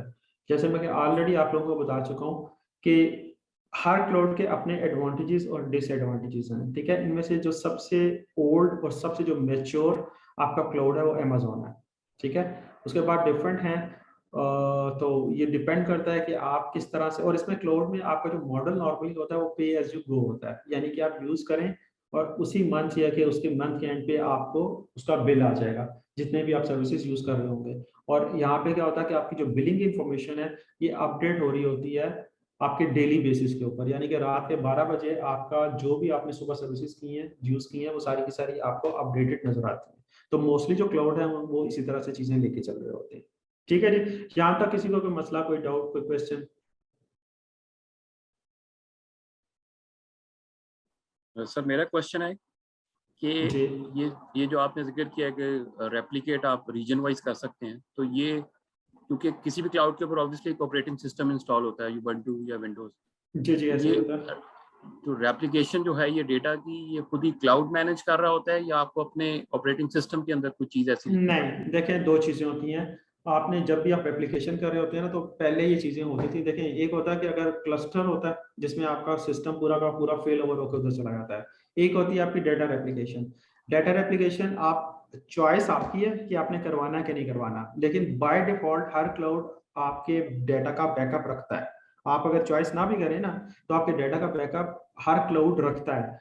और बाद में अगर आप फॉर एग्जांपल आपने एक इंस्टेंस क्रिएट करते वक्त कहा कि जी मैंने इसका बैकअप नहीं रखना, ठीक है, आपने चूज किया, तो आपका किसी भी वजह से आपकी इंस्टेंस वो डिलीट हो गया, किसी ने ड्रॉप कर दिया या डाटा डिलीट हो गया, तो आप उस क्लाउड सर्विस से रिक्वेस्ट कर सकते हैं कि मेरी जो ये चीज़ है मुझे वापस चाहिए, तो वो आपको वापस चीज़ें मिल जाती हैं, पहली बात।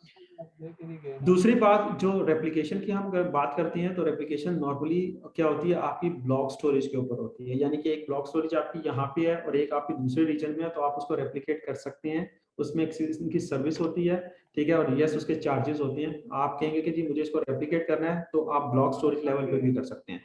अगर आप कहते हैं कि जी क्लस्टर मैंने करना है, क्लस्टर मींस कि आपकी एक नोड पहले एक रीजन में चल रही थी, वो ऑटोमेटिकली दूसरे रीजन में चली जाए, ठीक है। जब यहाँ पे कोई आउटेज हो या दूसरे रीजन में एक और नोड हो जो कि उसको टेकअप कर ले, तो यस ये सब पॉसिबल है।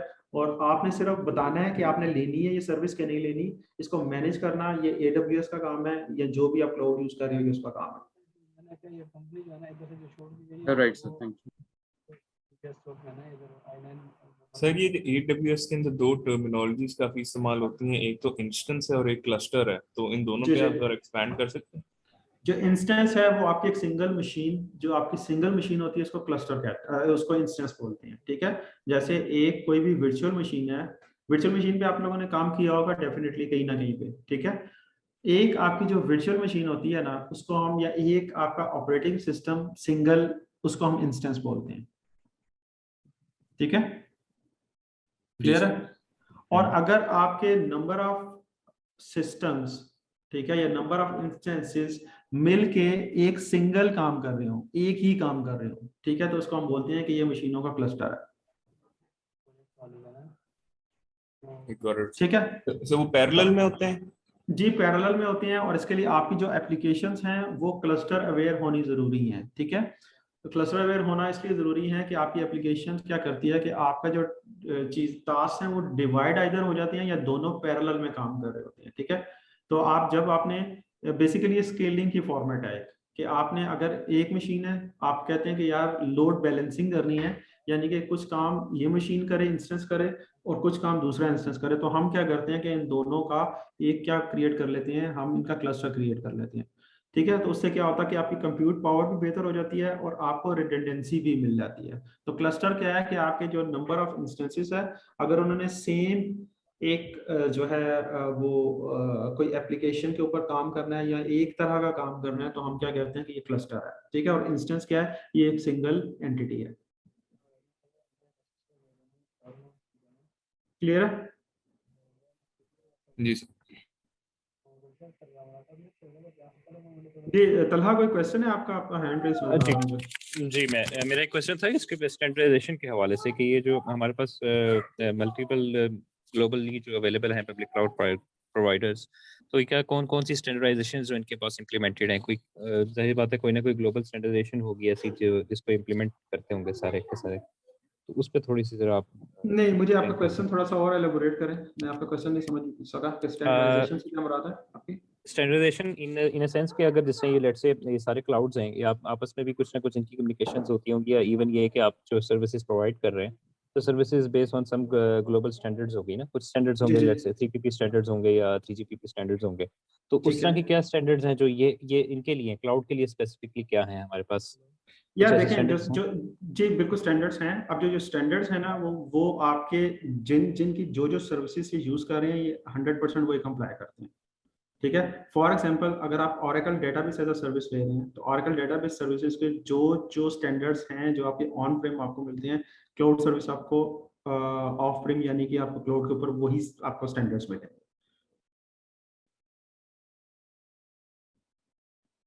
ठीक हो गया, ठीक हो गया। और ठीक है इसके ना। अलावा जैसे मतलब फॉर एग्जांपल इसकी मैं एग्जांपल इस तरह से देता हूँ, जैसे आप लिनक्स ऑपरेटिंग सिस्टम है, तो लिनक्स ऑपरेटिंग सिस्टम AWS की प्रॉपर्टी नहीं है, ऐसा ही है ना। ठीक है। अब राइट, लिनक्स है, उसके अंदर जिस तरह से चीजें जो भी वो हैं, वो सारी की सारी सर्विसेज, यस जो वर्चुअलाइजेशन का पार्ट है, वो सबके अपने अपने एक स्टैंडर्ड्स हैं, उनके एक अपने अपने KPIs हैं। ठीक है। लेकिन जो जो चीजें एज अ सर्विस दे रही हैं आपको, इवन इंस्टेंस दे रहे हैं, विंडोज दे रहे हैं, तो उन्होंने 110% वही स्टैंडर्ड फॉलो करने हैं जो कि वो ऑपरेटिंग सिस्टम दे रहा है, या वो डेटाबेस दे रहा है, या कोई भी एक as a platform as a service जो चीज आपको मिलती है ऑन प्रेम, 110% ये लोग उसको रेप्लिकेट करते हैं। ठीक है।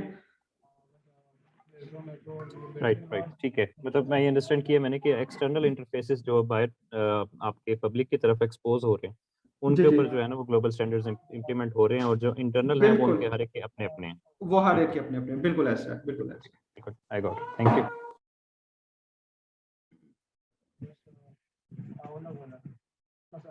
अच्छा, अमेजोन की कुछ सर्विसेज हैं। ठीक है, इसको हम लोग थोड़ा सा वैसे ही जस्ट गो थ्रू करते हैं, फिर इंशाल्लाह जब आप लोगों का अगर कोर्स में जो भी चीजें होंगी तो उसमें हम लोग इनको डिटेल में देखेंगे। ठीक है। सर्विसेज में भी बल्कि कोई देखें, जो इस वक्त अमेजोन है, अमेजोन बेसिकली इस वक्त सबसे ज्यादा सर्विसेज आपको जो प्रोवाइड कर रहे हैं वो अमेजोन है। ठीक है।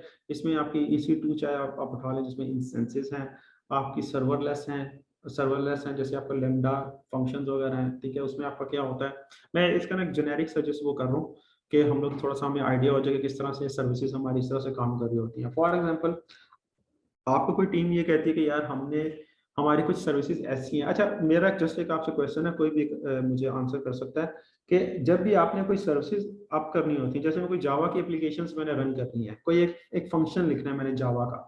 अब जावा का फंक्शन लिखना है तो उसकी मिनिमम मेरे पास रिक्वायरमेंट क्या होनी चाहिए, मेरे एक लैपटॉप के ऊपर मेरे पास क्या क्या चीजें अवेलेबल होंगी तो मैं जावा का एक छोटा सा फंक्शन लिख सकूंगा।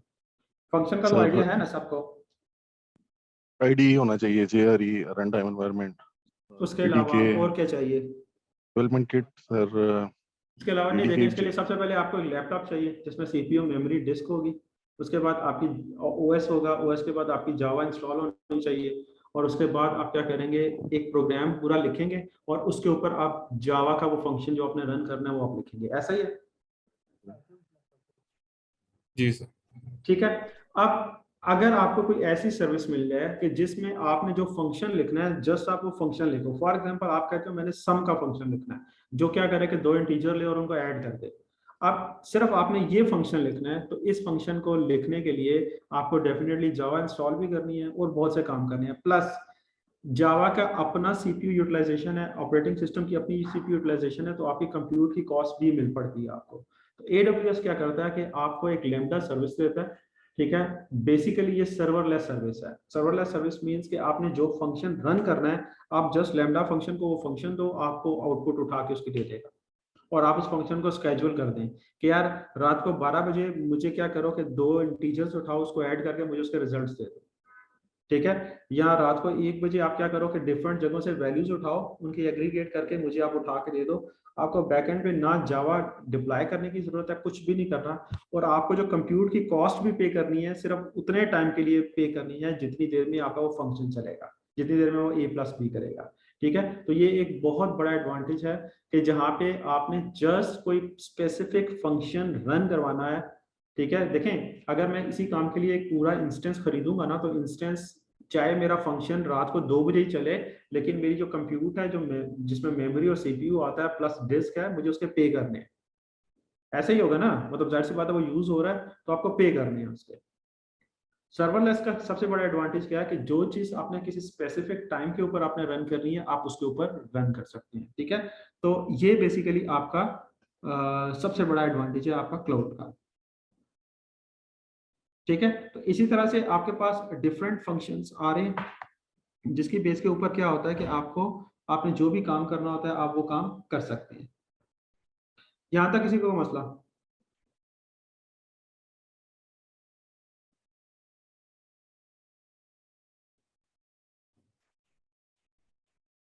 अच्छा, इसमें अब जो क्लाउड की अगर मैं बात करूं तो क्लाउड में आपके पास क्या है कि डिफरेंट आपके पास फंक्शंस। ठीक है, जैसे कि आप ये देखें कि अगर सिर्फ आपने कंप्यूट करना है तो आपके पास EC2 है, इलास्टिक बीन है, जो आपका इलास्टिक बीन स्टैक है। ठीक है, ये बेसिकली आपको क्या करता है, जितनी भी आपकी वेब एप्लीकेशन है, चाहे आपने PHP में बनानी है, चाहे जावा में बनानी है, किसी में भी बनानी है, आपको बना बनाया आपको क्या दे देता है, आपको एक एनवायरनमेंट दे देता है पूरा। ठीक है, जिसको आप सॉर्ट ऑफ आप क्या करते हो, जस्ट अपनी PHP की एप्लीकेशन उसमें डिप्लॉय करेंगे, जावा की जार फाइल या वार फाइल जो भी एप्लीकेशन है आप उसमें डिप्लॉय करेंगे, और आप क्या करेंगे कि आपकी एप्लीकेशन डिप्लॉय होगी, आप उस एप्लीकेशन को यूज करें, दैट्स इट। ठीक है, इसी तरह से आपका RDS है आपके रिलेशनल डेटाबेसेस के लिए, यानी कि आप कहते हैं कि यार मैंने MySQL पे काम करना है, कुछ भी नहीं है, हार्डली 10 मिनट्स के अंदर आप क्या करें कि RDS का एक इंस्टेंस स्पिन अप करें, आपको एंड पॉइंट दे देगा, आपको पोर्ट देगा, अपने लैपटॉप से या एप्लीकेशन से उसको एक्सेस करें, उसके साथ उसके ऊपर टेबल्स क्रिएट करें एंड देन अपनी एप्लीकेशंस को अटैच करें, उसको यूज करें। ठीक है, हार्डली 10 to 15 मिनट्स का काम है सारा। ठीक है, तो ये डिफरेंट आपके पास डेटाबेस की सर्विसेज हैं। ठीक है, DynamoDB NoSQL डेटाबेस है, आप लोगों ने नाम सुना होगा इसका। ठीक है, जितने भी आपके NoSQL डेटाबेसेस हैं, इसी तरह से डॉक्यूमेंट बेस्ड डेटाबेसेस जो होते हैं ये भी NoSQL डेटाबेसेस हैं। ठीक है, कंप्यूट का मैं ऑलरेडी बता चुका हूँ कि लाइट सेल है आपके पास, लैम्डा जिसकी मैं अभी बात कर रहा था कि सिर्फ और सिर्फ आपने कोड रन करना है, आपको सर्वर्स की जरूरत नहीं है, तो आप उसके लिए आप लैम्डा सर्विसेज यूज करते हैं।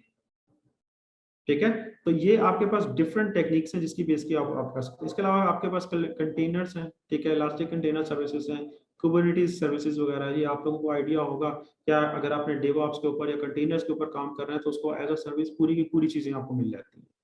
ठीक है, उसमें जस्ट आपने कुछ भी नहीं करना, चीजें आपके पास अवेलेबल हैं, आप उनको यूटिलाइज करें, दैट्स इट। ठीक है, इसी तरह से आपके पास IoTs के लिए डिफरेंट डिवाइसेस हैं। ठीक है, एनालिसिस, अगर आपके पास डिफरेंट टाइप का डेटा आ रहा है उनको स्टोर करना, एनालिसिस करना, विजुलाइज करना, उसके लिए आपके पास IoT एनालिसिस की एक क्या है, एज अ सर्विस है। जस्ट आपने क्या करना है, फ्यू क्लिक्स हैं, कुछ आपने पाथ सेट करने हैं एंड देन वो सर्विस आपके पास अवेलेबल है। अपने मोबाइल को, अपनी चीज़ों को IP के थ्रू उसके साथ कनेक्ट करें, लॉग्स उठाएं, उन पे एनालिटिक्स करना है, कुछ भी करना है वो आप उसके ऊपर कर सकते हैं। ठीक है, तो ये आपके पास इसी तरह मशीन लर्निंग पे जो लोग काम करते हैं, तो मशीन लर्निंग के लिए क्या है कि हमारे पास वहाँ पे तमाम सर्विसेज मौजूद हैं। ठीक है, आपने कुछ भी नहीं करना, आपके पास जो भी आपके मॉडल्स हैं, आप मॉडल्स उनको लिखें, पुट अप करें, ट्रेन करें। ठीक है, और जो भी आपने रिजल्ट्स लेने आप उनसे रिजल्ट्स लें। ठीक है, इसी तरह से ये डिफरेंट ये हैं कि अब अगर मैं फोरकास्ट की बात करूं जो कि इंतहाई इंटरेस्टिंग है, तो अभी जो गार्टनर की जो फोरकास्ट है उसके हिसाब से इस वक्त जितनी भी IT के इंटरप्राइजेस, जो भी आपकी इंटरप्राइज IT की जो ऑर्गेनाइजेशंस हैं, ठीक है, वो क्या कह रही हैं कि आप इस वक्त, मैं अगर लास्ट 2-3 इयर्स की बात करूं ना, तो या 5 इयर्स की बात करूं, तो क्लाउड का इतना वो नहीं था, इम्पैक्ट नहीं था। लेकिन इस वक्त अगर आप देखें, इवन पाकिस्तान में देखें, तो इस वक्त अगर मैं सिर्फ अपनी बात करूं तो इस वक्त मेरे ख्याल में हम 10 से 12 कस्टमर्स हमारे बहुत बड़े ऐसे हैं। ठीक है, जिनमें बैंक्स भी हैं, जिनमें कुछ ऐसी कंपनीज हैं जो कि मतलब ये सॉर्ट ऑफ आपकी स्कूल कॉलेजेस हो गए। ठीक है, ये सारे के सारे इस वक्त क्लाउड पे या तो शिफ्ट हो रही हैं या हो चुकी हैं। ठीक है, और इसके लिए क्या है कि आपका अगले 2 से 3 साल में एक मार्केट के अंदर अगर जो क्लाउड के रिसोर्सेज हैं उनके लिए एक बहुत बड़ी जो है ना वो मार्केट अभी बन रही है। ठीक है, अब आप लोगों ने सुना होगा कि ये अभी रिसेंटली जो है एक फ्यू मंथ्स पहले आपका जो स्टेट बैंक है उसने भी ये कि जो आपका नॉन क्रिटिकल डाटा है वो अलाउ कर दिया हुआ है कि आप ओवर द क्लाउड रख सकते हैं। ठीक है, तो ऐसा ऐसा जितने भी आपके क्लाउड सर्विस प्रोवाइडर्स हैं ये क्या कर रहे हैं, ये चीज़ों को स्क्वीज कर रहे हैं। स्क्वीज मीन्स के ट्रेडिशनल डाटा सेंटर से चीज़ें निकाल के लोगों को क्या कर रही हैं, ये शिफ्ट कर रहे हैं क्लाउड की तरफ। तो यस, आने वाले वक्त में क्लाउड के साथ जो एनेबलमेंट है वो बहुत ज़्यादा क्रिटिकल, बहुत ज़्यादा इंपॉर्टेंट है। ठीक है सर जी। इस कोर्स के अंदर जो मेरा सवाल है, हम किस तरह चलेंगे? क्या हम इन सारी जो जो आपने मेंशन की हैं, जो ऑप्शंस क्लाउड प्रोवाइड करता है, इन सब को हम टच करेंगे, यूटिलाइज करेंगे? मतलब कि आप किस तरह करेंगे, क्योंकि डिफरेंट सर्टिफिकेशंस होती हैं, तो उस पे या थोड़ा। देखें जो जो सर्टिफिकेशन है, अच्छा अभी ये लास्ट स्लाइड है, इसमें सिर्फ ये है कि आप लोग साइजिंग और ये चीज़ें आप देख लें, ठीक है। इसमें कोई ऐसा वो नहीं है कि टोटल रेवेन्यूज क्या है, किस तरह से है। तो बाकी लेकिन जो आपका क्वेश्चन है, तो इसमें ये है कि जो हमारा इस कोर्स का जो टारगेट है वो ये है कि हम लोगों ने सोल्यूशन आर्किटेक्ट, ठीक है, ये सर्टिफिकेशन की तरफ जाना है, ठीक है।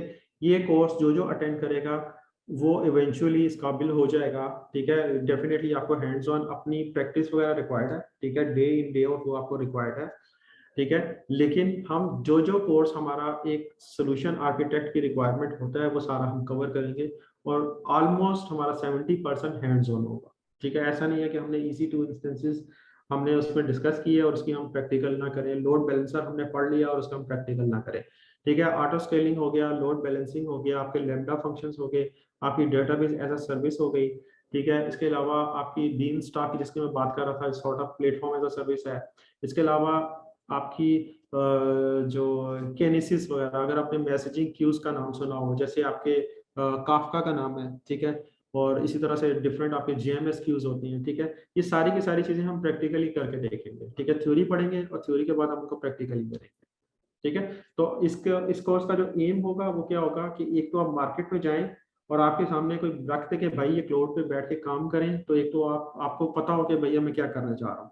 और AWS में मैंने आपको ऑलरेडी बताया कि इसके ऊपर काम करने के बाद कोई भी बंदा, चाहे आपको माइक्रोसॉफ्ट के क्लाउड पे बिठा दे, चाहे वो ऑरेकल के क्लाउड पे बिठा दे, विद इन, मतलब चले मैं बहुत ज्यादा भी अगर बात करूँ ना, तो 1 से 2 दिन के अंदर आप बिल्कुल फेमिलराइज और उस पर बेहतरीन किस्म का काम कर सकते हैं, पहली बात। दूसरी बात ये कि हमारा इस कोर्स को कंप्लीट करने के बाद जो आपके टेक अवे होगा वो ये होगा, एक तो ये कि मार्केट में डेफिनेटली आपका स्किल सेट आपका इंक्रीज होगा।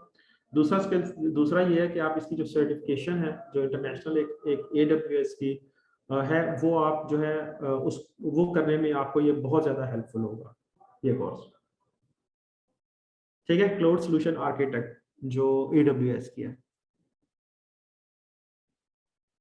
सर जैसे मैंने आपसे पहले भी मैंने मेंशन किया था कि मैं डेटा इंजीनियरिंग साइड पे जाना चाहता हूँ, और ऑलरेडी मैं SQL सर्वर वगैरह सीख रहा हूँ, जिसके ऊपर हमें Azure डेटा फैक्ट्री और बेसिकली SQL सर्वर और SSIS वगैरह उसके थ्रू जो है क्लाउड पे डालना सिखाएंगे Azure के ऊपर। तो उसके ठीक है, बाद मैंने साथ में बिजनेस वो बिग डेटा एनालिटिक्स वाला भी किया, जिसके अंदर ये हाइव, इम्पाला और ठीक है। बेसिकली स्ट्रीमिंग सर्विसेज सिखाई हैं।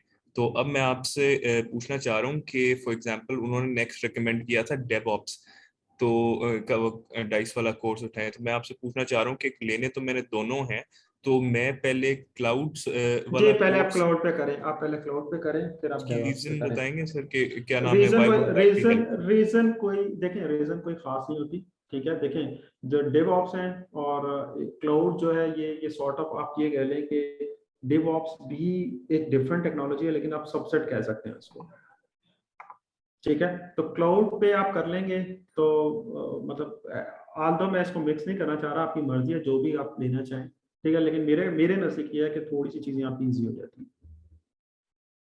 सर इसकी थोड़ी इन डेप्थ कर सकते हैं, क्योंकि फिर एक डिसीजन और कमिटमेंट लेनी है और दोनों एक साथ ही शुरू होंगे, तो यार इसकी जो जो इन इन इन इन डेप्थ है ना, देखें आप इसमें ये डिसाइड करें कि आपका मेजर काम क्या है, ठीक है। मींस आपने आपकी क्लाउड की कितनी इन्वॉल्वमेंट है और आपकी डेवऑप्स, देखें डेवऑप्स बेसिकली डेवऑप्स क्या है। सर वो कि आप कंटिन्यूस इंटीग्रेशन और कंटिन्यूस डिलीवरी कर पाए। ठीक है, वो आपका टोटल आपकी डेवलपमेंट पॉइंट ऑफ व्यू से है, ठीक है। और उसको उसमें ये कि क्लाउड में हो सकता है आपको एज अ सर्विस चीजें मिल जाए उसकी। तो अगर तो आपका प्योरली डेवऑप्स के ऊपर काम करना है तो देन यस आप डेवऑप्स की तरफ चले जाएं। लेकिन अगर बीच में क्लाउड इन्वॉल्व है, जैसे आपने चीजें जिस तरह आप बता रहे हैं कि मैंने हम्म। डिफरेंट चीजें करनी है, ठीक है, तो अगर मैं उस पॉइंट ऑफ व्यू से देखूं तो फिर आपके आपके लिए दोनों इंपॉर्टेंट है। ठीक है। क्योंकि अब आगे पीछे करना है तो वो आपकी मर्जी है कि आप जिस तरह से इनको लेना नहीं, चाहिए। क्योंकि इवेंचुअली अगर आप डेटा इंजीनियरिंग और आपने दोनों स्ट्रीमिंग और जो पैकेजेस आपने करने हैं, तो इवेंचुअली तो आप क्लाउड के थ्रू उन्हें भेज रहे होगे जी, ना। मैं वही कह रहा हूँ, देखें अगर तो आपका जो मेन फोकस है वो DevOps है ना, ठीक है, अगर आपकी अपनी जॉब जो आपकी जॉब डिस्क्रिप्शन है वो अगर ज्यादातर उसके ऊपर फोकस्ड है, देन आप बेशक DevOps करें, क्लाउड बाद में कर लें। लेकिन चूंकि आप जिस तरह बता रहे हैं कि आपने आपने स्ट्रीमिंग भी करनी है, आपने हाइपर भी यूज करना है, तो उसमें अगर आपने ये चीजें सारी क्लाउड के ऊपर करनी है तो डेफिनेटली क्लाउड के ऊपर आपको आप एक चीज डिप्लॉय करेंगे, एक आप एनवायरनमेंट बनाएंगे, तो तभी आप बाकी चीजें कर सकेंगे। ठीक है, तो उस केस में अगर मैं देखूं तो यस, फिर आपको क्लाउड पहले आपकी प्रेफरेंस होनी चाहिए। तो ये ना टोटली आपके ऊपर डिपेंड करता है, ठीक है, कि आपकी प्रेफरेंस क्या है। मतलब आप इसको रिलेट उस तरह से नहीं कर सकते कि यार मैं ये कहूँ कि यार जो क्लाउड है, अगर क्लाउड नहीं करेंगे तो डेवऑप नहीं आएगा। ठीक है, तो डेवऑप एक सेपरेट चीज़ है, आपका यूजेज कब होना है, आपने इसको यूटिलाइज कब करना है, ये टोटली आपके उसके ऊपर है। ठीक है, यस, अगर डेवलपमेंट में और सॉरी डिप्लॉयमेंट में आपका पार्ट है, आपको क्लाउड की सर्विसेज समझनी है, देन यस क्लाउड आपकी प्रायोरिटी होनी चाहिए। अगर आपकी डेवऑप्स है, टोटली आपने उसके ऊपर काम करना है, ठीक है, तो फिर आपकी डेवऑप्स जो है वो आपकी प्रायोरिटी होनी चाहिए। तो ये टोटल आपकी कौन है। सर अगर रीजन सेंसिटिव ऐप्स हैं, लेट्स सपोज नादरा या कोई और, जिसको हम आउटसाइड द रीजन जिसकी ट्रैफिक राउट नहीं करना चाह रहे, तो ऑब्वियसली अगर हमारे पास करीबी रीजन लेट्स सपोज दुबई है, तो हम उसको कन्फाइन करना चाह रहे हैं ट्रैफिक को विद इन द रीजन, और फिर यस, उसमें कर सर सकते हैं। मतलब क्या पैरामीटर्स होंगे, मतलब वीपीएन्स वगैरह हम क्रिएट नहीं, करेंगे? देखें इसमें दो चीजें होती हैं। होता क्या है कि आपके पास फॉर एग्जांपल मैं कहता हूँ कि यार आप डाटा के हिसाब से दुबई के साथ कंफर्टेबल, ठीक है, जैसे डिफरेंट जगहों पे होता है, आप डिफरेंट कंट्रीज में नहीं जाते। जैसे अब इंडिया है तो इंडिया में कोई भी कंफर्टेबल नहीं है, हालांकि इंडिया के पास अपने अवेलेबिलिटी जोन है जहाँ पे AWS ने बनाए हुए, ठीक है, और पाकिस्तान को करीब भी पड़ता है। अच्छा, इसमें क्या है कि भाई आप क्या करते हैं कि आप अवेलेबिलिटी जोन के अंदर आप लोग क्या करते हो, आप उसके अंदर एक तो अपना VPC हम कहते हैं जिसको, ठीक है, आप एक नेटवर्क टाइप आप क्रिएट करते हैं। उसमें आपका जो पब्लिक है, पब्लिक आपका बाहर जाता है, और जो प्राइवेट है वो प्राइवेट होता है, वो बाहर नहीं निकल सकता। सिर्फ जैसे आप डेटाबेस है तो डेटाबेस नॉर्मली आपका प्राइवेट होता है, ठीक है, और जो आपकी एप्लीकेशन है वो चूंकि उसने नेट पे आपने URL पे देनी होती है, तो पब्लिकली पोर्ट 80 और 443 पोर्ट से दोनों आपकी अनेबल होती हैं। अब जहां तक आपका क्वेश्चन है कि अगर आपने ऑन प्रेम प्राइवेट को एक्सेस करना है, तो यस, इसमें 2-3 तरीके हैं, जिसमें एक होता है साइट टू साइट VPN। उसमें क्या होता है कि आपका जो ऑन प्रेम ऑफिस है वहां पे आपका एक पब्लिक IP होता है और आपके क्लाउड का पब्लिक IP होता है, वो दोनों आपस में कम्युनिकेट करते हैं और एक टनल बन जाता है। उस टनल के थ्रू, सिक्योर टनल होता है, एनक्रिप्टेड, ठीक है, उसके थ्रू आप क्या कर सकते हैं कि आप क्लाउड के अंदर जो प्राइवेट आपके रिसोर्सेज हैं उनको मैनेज कर सकते हैं, ठीक है। इसके अलावा एक बैशन होस्ट भी होता है, ठीक है, और इसके अलावा फास्ट कनेक्ट के नाम से होता है, ठीक है, AWS वो भी देता है कि आप जो आपका सर्विस प्रोवाइडर है वो आपको डेडिकेटेड केबल जो है ना वो आपकी बिछा दे डाटा सेंटर का, ठीक है, AWS के। तो ये भी पॉसिबिलिटी है, वो डिपेंड करता है कि आप कितने पैसे लगा सकते हैं और कितनी सिक्योरिटी आपके ऊपर रिक्वायरमेंट है, लेकिन यस, ये सब पॉसिबल है। सर अगर लेट्स सपोज मतलब अगर हमने इस तरह का इंफ्रास्ट्रक्चर बनाना है, तो हमें प्रीलिमिनरी PTA को इन्फॉर्म करना होगा, क्योंकि अगर उनको नहीं इस चीज़ का पता कि सारी ट्रैफिक हमारे एंड तक आ रही है और यहाँ से हम VPN के थ्रू एक्सेस कर रहे हैं अपने कोड बेस को या डाटाबेस को ओवर द क्लाउड, तो ऐसे में अगर हमने उन्हें प्रीलिमिनरी नहीं, इन्फॉर्म नहीं पीटीओ को किया। जी पीटीओ को देखें, वो तो डिपेंड करता है ना आपकी आपकी कंपनी किस तरह की है, अदरवाइज आपको PTA की तो जरूरत नहीं है। देखें, अगर तो आपकी जो कंपनी है उसका कंप्लायंस का इशू है, then yes, I don't know आप लोगों को उसमें PTA की जरूरत पड़ती है कि नहीं पड़ती, लेकिन अगर मैं नॉर्मल बात करूं तो मेरा नहीं ख्याल जरूरत पड़ेगी उसमें। अगर आप किसी सेंसिटिव उसमें ऑर्गेनाइजेशन में है या इवन बैंक्स में है, ठीक है, तो वहां पे यस आपको मे बी आपको जरूरत पड़ेगी, वो आपकी कंप्लायंस का मुझे इतना आइडिया नहीं है। लेकिन उसके अलावा अगर मैं नॉर्मल एज अ यूजर बात करूं तो वहां पे आपको किसी को भी इन्फॉर्म करने की कुछ भी जरूरत नहीं होती। ठीक हो।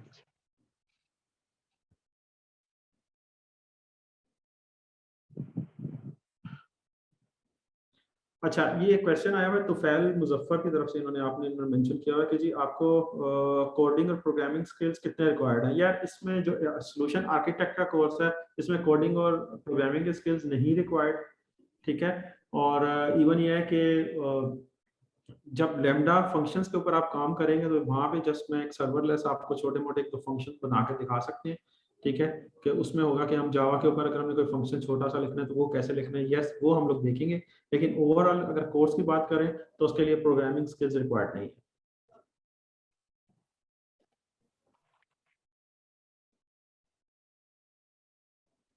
हाँ जी, क्लियर है? अस्सलाम वालेकुम। जी वालेकुम सलाम।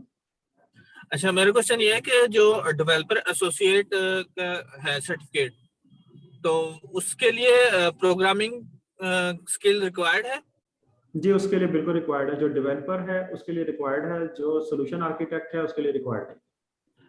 और इस कोर्स से हम जो है कि दोनों टैकल कर सकते हैं, दोनों सर्टिफिकेशन? नहीं, इससे सिर्फ और सिर्फ आप सोल्यूशन आर्किटेक्ट हासिल कर सकते हैं। यस, जो आपका जो जो डेवलपमेंट का कोर्स है ना, उसमें ये सारी सर्विसेज आपको पढ़ाई जाती हैं, ठीक है। प्रोग्राम कोडिंग जो है वो बात की हुआ है।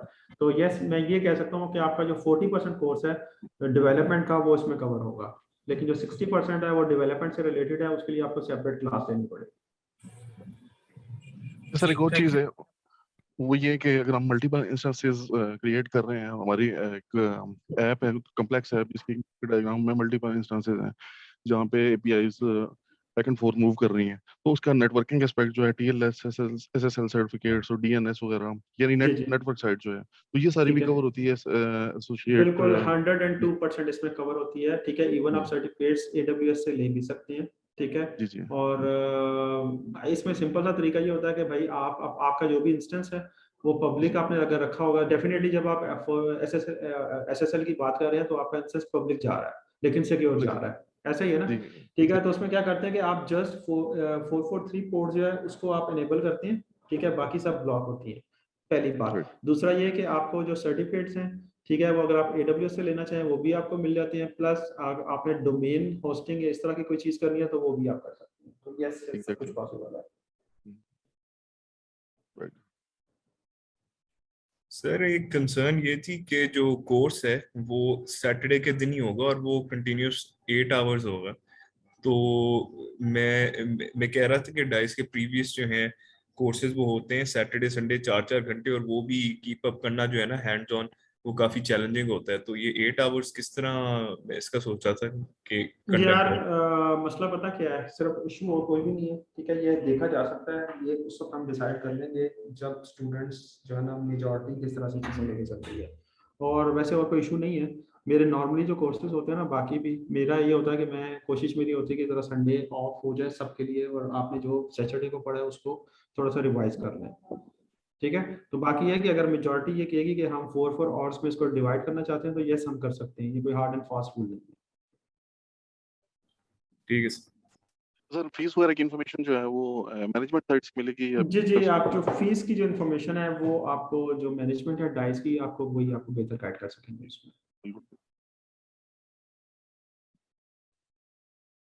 है जी, किसी और की क्यूरी, तला आपने कुछ पूछना है? जी मेरा एक क्वेश्चन था, थोड़ा सा जनरलाइज था, वो इस हवाले से था कि AWS के अंदर जैसा कि आप अभी बता रहे थे कि 2-3 डिफरेंट रोल्स का आपने थोड़ा सा एक्सप्लेनेशन दी थी, तो मैं ये जानना चाह रहा था कि कौन कौन से रोल्स जो हैं अवेलेबल हैं, क्योंकि मैं अपने अगर बैकग्राउंड के हवाले से बात करूं तो हमारी ऑर्गेनाइजेशन में लेट्स से जिस तरह इंटीग्रेशन का एक सेपरेट रोल होता है, सोल्यूशन आर्किटेक्ट सेपरेट रोल, और ऑपरेशंस जो है वो एक सेपरेट डोमेन होती है। जी तो इसमें ठीक हो गया, क्लाउड के अंदर मैं कैसे आपका होता है? क्वेश्चन समझ गया। इसमें ये होता है कि आपके पास एक सोल्यूशन आर्किटेक्ट का रोल है और इसमें एक आपका डेवलपर रोल है, ठीक है, दो ही ट्रैक है इसमें। लेकिन जो आपका सोल्यूशन आर्किटेक्ट है इसमें आपका ऑपरेशन बहुत हद तक कवर हो जाएगा। लाइक द जॉब मार्केट अगर हम बात करते हैं, इसको टारगेट करते हैं, तो मैं सोल्यूशन उसी हिसाब आर्किटेक्ट से सब जी कुछ करता सोल्यूशन है, आर्किटेक्ट इंटीग्रेशन, जो देखें ऑपरेशंस। जी बिल्कुल ये सारा कुछ उसमें है। देखें, मैंने आपको बताया कि सोल्यूशन आर्किटेक्ट बनने के लिए सोल्यूशन आर्किटेक्ट क्या होता है कि आपने सेल्स की टीम के साथ कस्टमर का सोल्यूशन डिजाइन करना है, ऐसा ही है, ठीक है। और राइट, जो आपका सोल्यूशन आर्किटेक्ट बेसिकली ये जो कोर्स है, ये ना सिर्फ आप इसमें सोल्यूशन डिजाइन कर सकेंगे बल्कि आपको ये हैंड्स ऑन भी देगा, ठीक है। आप सोल्यूशन खुद से बना भी सकेंगे, मेन से आप इंप्लीमेंट भी कर सकेंगे, जो सोल्यूशन डिजाइन करेंगे वो इंप्लीमेंट भी कर सकेंगे, ठीक है। हम हैंड्स ऑन करेंगे इसमें। Okay okay.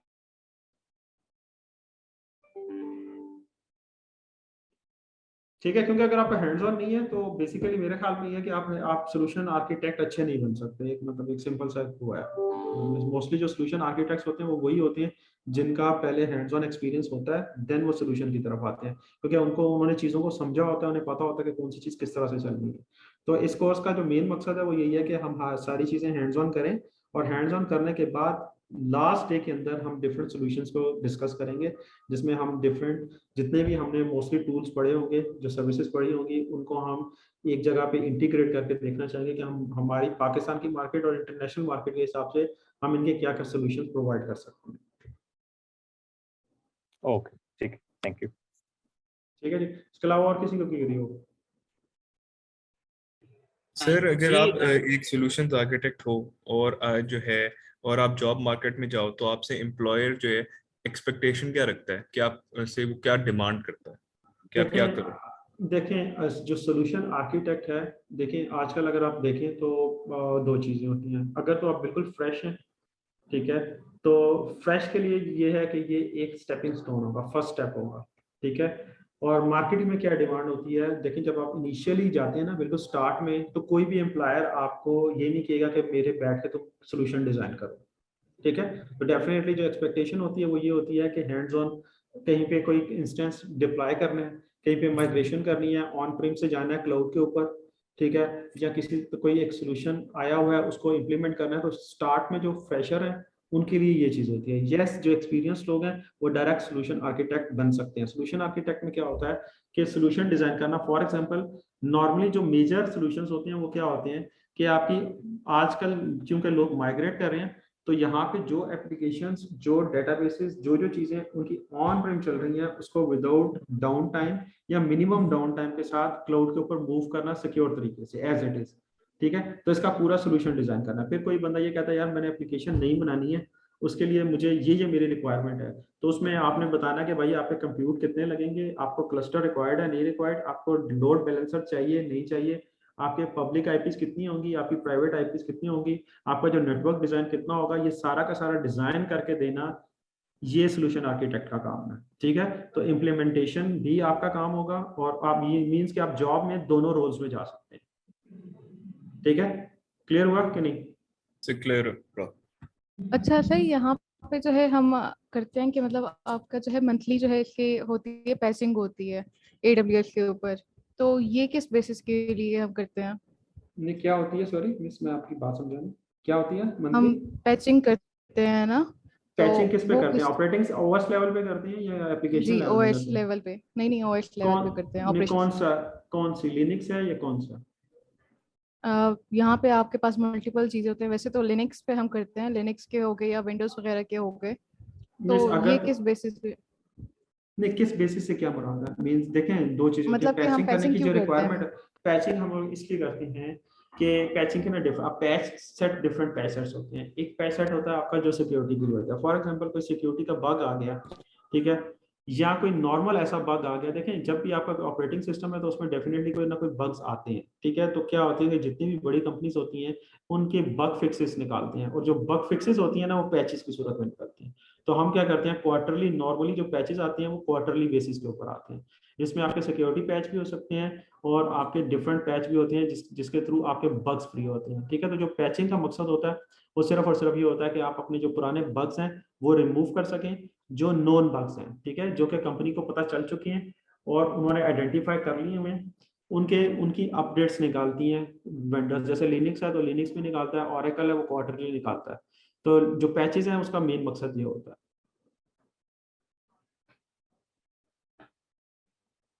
क्लियर हो गया मिस आपको? जी एक और मेरा सवाल था, वो ये कि जब हम क्लस्टर खड़ा करते हैं, ठीक है, तो उसमें ये होता है कि आपके पास मल्टीपल नोड्स आते हैं, जैसे आपके पास एक मास्टर हो गया, बाकी जो है आपके पास वो स्लेव्स नोड हो गए या वर्कर नोड्स कहते हैं या कोर नोड्स कहते हैं, ठीक है। तो आप जो है वो एक आप समझ लें एक क्लस्टर खड़ा होता है, ठीक है।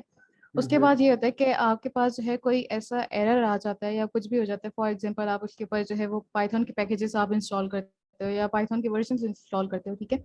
तो अक्सर ऐसा होता है कि हमारे जो डेवलपर्स हैं वो ये कहते हैं कि भाई इसको जो है अपग्रेड करना है, इसको जो है आप थोड़ा सा जो है इसी वर्जन को अपग्रेड कर दें, ठीक है।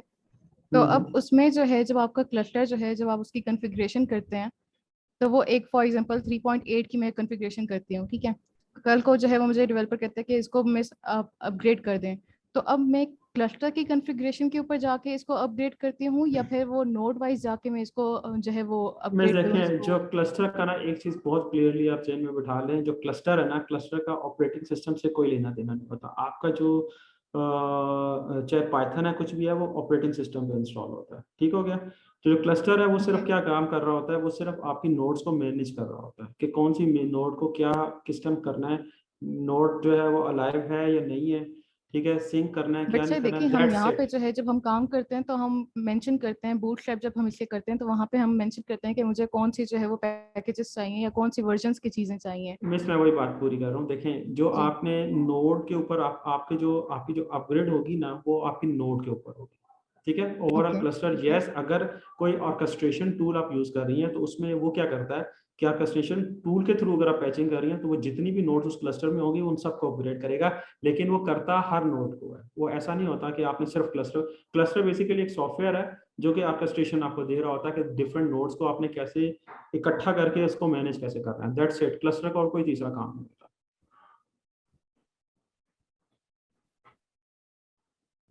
Hello, I am still confuse with your answer. नहीं मिस, लाइक क्या कंफ्यूजन क्या है आपको? देखें जो क्लस्टर है ना, क्लस्टर सॉफ्टवेयर जो है वो सिर्फ देखिए और सिर्फ वो नोड्स को एक मैनेज करने के कॉन्फ़िगरेशन है लिए। ना आपकी, ठीक है।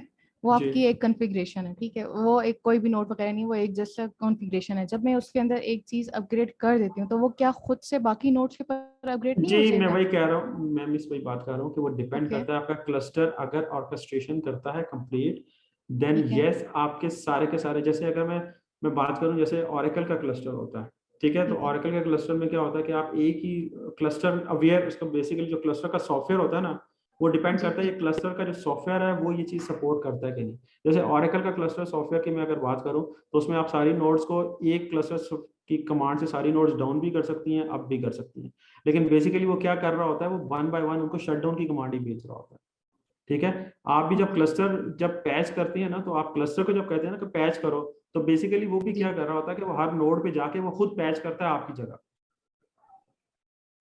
ठीक है ठीक है। तो इसको इसीलिए इसलिए इसको हम ऑर्केस्ट्रेशन बोलते हैं, ठीक है। कि ठीक है एक आपके क्लस्टर का सॉफ्टवेयर है, वो बेसिकली आपकी बिहाफ के ऊपर डिफरेंट नोड्स पे काम कर रहा है। कुछ क्लस्टर सॉफ्टवेयर हैं वो ये चीजें सपोर्ट नहीं करते, तो वो डिपेंड करता है आप क्लस्टर किसका यूज कर रहे हैं, कौन सा सॉफ्टवेयर यूज कर रहे हैं। लेकिन हर काम जो भी आप कर रहे होते हैं, चाहे वो क्लस्टर करे या आप करें खुद से, वो हर नोड के ऊपर अपग्रेड करता है, ठीक है। चाहे वो ओके क्लस्टर के थ्रू करें चाहे आप खुद करें, ठीक है। और ठीक ये है क्लस्टर सॉफ्टवेयर होता है वो करता है ये सारे काम, ठीक है। Thank you so much. ठीक है जी। और किसी का कोई क्वेश्चन हो? जी मेरा क्वेश्चन है, मौसम बात कर रहा हूँ। मेरा जी क्वेश्चन ये था कि आपका बैकग्राउंड भी थोड़ा डेटा और बिग डेटा की तरफ का है और मेरा बैकग्राउंड भी यही है। ठीक तो है। मैं एक पूछना चाह रहा था, आप कितना बिग डेटा का एरियाज के अंदर कवर करेंगे? क्योंकि मैं टॉपिक्स की आउटलाइन देख रहा हूँ तो उसके अंदर कुछ चीजें हैं और कुछ चीजें ऐसी हैं जो मार्केट में मांगी जाती हैं लेकिन उसके अंदर अवेलेबल नहीं है। लेट्स सपोज रेड शिफ्ट हो गया और आपका ग्लू हो गया, इस तरह की चीजें उसके नहीं अंदर नहीं, देखें ये सोल्यूशन आर्किटेक्ट का कोर्स है, इसमें जो बिग डेटा से रिलेटेड है ना, जस्ट हम उसकी सर्विसेज को देखेंगे कौन कौन सी सर्विसेज हैं, ठीक है। और ये सर्विसेज कैसे यूज हो सकती हैं, जैसे मतलब बिग डेटा में आप डिफरेंट नोड्स हैं वो आप बना सकते हैं, ठीक है। आप बिग डेटा का सेटअप है तो उसको कैसे यूटिलाइज कर सकते हैं, तो ऐसा ये बिग डेटा का कोर्स उस तरह से नहीं है। क्योंकि बिग डेटा की तो सर्टिफिकेशन बिल्कुल अलग है, वो जी स्पेशलिटी के अंदर आती है, वो जी मैंने जी जी जी मैं देखा हमारी है। वो जी वो हमारा एक कोर्स है, वो भी इधर स्टार्ट ही हुआ, लेकिन वैसे ओके। उससे पहले हम लोग ये कोर्स करवाते रहे। वो है क्या कहते हैं, बिग डेटा AWS के ऊपर, बिग डेटा ऑन जी, AWS, ठीक है। वो एक कोर्स है, ठीक है, उसमें ये क्योंकि जो सारी चीजें हमारा करवाई डेटा जाती हैं। एनालिटिक्स वाले लोग हैं ना, तो उनका बहुत बड़ा ऐसे इसके अंदर सर्विसेज होती हैं जो हमारे काम नहीं आती हैं। जी मैं वही बात कर रहा हूँ, उसकी जो जी सर्टिफिकेशन है वो यही है कि जी डेटा एनालिटिक्स ऑन AWS के नाम से कोर्स है उसका, जी जी। ठीक है। तो हम्म, यस, वो जो कोर्स है वो अभी स्टार्ट नहीं हुआ, वो हम लोगों ने करना है ओके स्टार्ट अभी। चल ओके। ठीक है जी, और किसी का कोई क्यूरी हो तो बताएं। जी सर, मेरी एक छोटी सी क्यूरी थी इसके बताओ। ऊपर कि हमारे पास जैसे क्लाउड के अंदर आप एप्लीकेशन एग्जीक्यूट कर रहे हैं, कोई अपनी रन कर रहे हैं, तो समटाइम्स जो हमें इश्यूज इस तरह के आते हैं कि आपके पास कुछ लेट्स से कोई रिसोर्सेज का क्रंच आ जाता है या आपके पास वो परफॉर्मेंस जो थ्रूपुट उन्होंने एग्री की होती है, जो कॉन्ट्रैक्टेड है, वो आपको नहीं रिसीव हो रही। तो उस केस में आपस में एक थोड़ा सा एप्लीकेशन का और इंफ्रा का आपस में एक थोड़ा सा जो है वो एक क्लैश हो जाता है कि आप चीज़ वो एप्लीकेशन पे कहते हैं कि आपकी एप्लीकेशन जो है वो सही परफॉर्म नहीं कर रही, इंफ्रा जी, एंड पे ठीक इशू है। नहीं है। तो ये चीज़ें क्लाउड के अंदर या AWS में हम किस तरीके से इस जो चीज़ को AWS के अंदर देखेंगे? क्या होता है कि AWS के अंदर आपको मैट्रिसेस मिल रहे होते हैं, ईच एंड एवरीथिंग, आपकी CPU यूटिलाइजेशन, आपकी डिस्क यूटिलाइजेशन, ठीक है, each and everything, every second का मैट्रिसेस आप उनसे ले सकते हैं, ठीक है। वो आपको डैशबोर्ड के ऊपर भी अवेलेबल होते हैं। आपका जो इंस्टेंस है उसमें कितनी IOPS की क्या वो है, ठीक है, और आपका CPU की कितनी यूटिलाइजेशन किस टाइम क्या गई, इवन आप हिस्टोरिकल चीज़ें ये वो भी उठा सकते हैं। तो वो डेफिनेटली देखें, आपने जब भी अपने एप्लीकेशन वाले के साथ डिस्कस करना है तो आपने ज़ाहिर सी बात है स्टैट्स की बेस पे बात करनी है ना, कि यार देखें जी हमारी लास्ट 2 घंटे की ये स्टैट्स हैं, CPU इतना गया, मेमोरी इतनी गई और नेटवर्क इतना गया। तो ये सारे स्टैट्स आपको अवेलेबल होते हैं, आप वहाँ से डाउनलोड करके आप मेल कर सकते हैं, उनको दिखा सकते हैं। ऑलराइट, ठीक है। ठीक है, ये सारे स्टैट्स अवेलेबल हैं। और किसी का कोई question?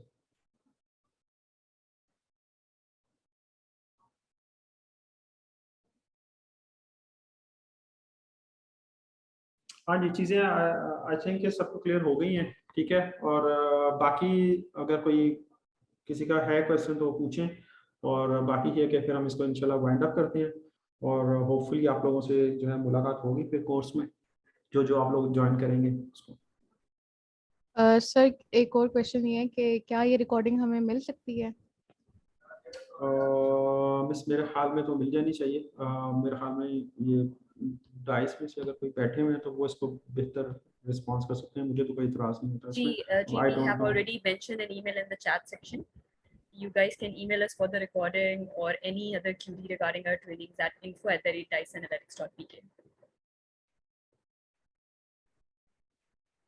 So thank you so much everyone for joining us today. We hope you enjoyed the session. Cloud computing with AWS training is starting from 25th of June. Registration link is shared in the chat section.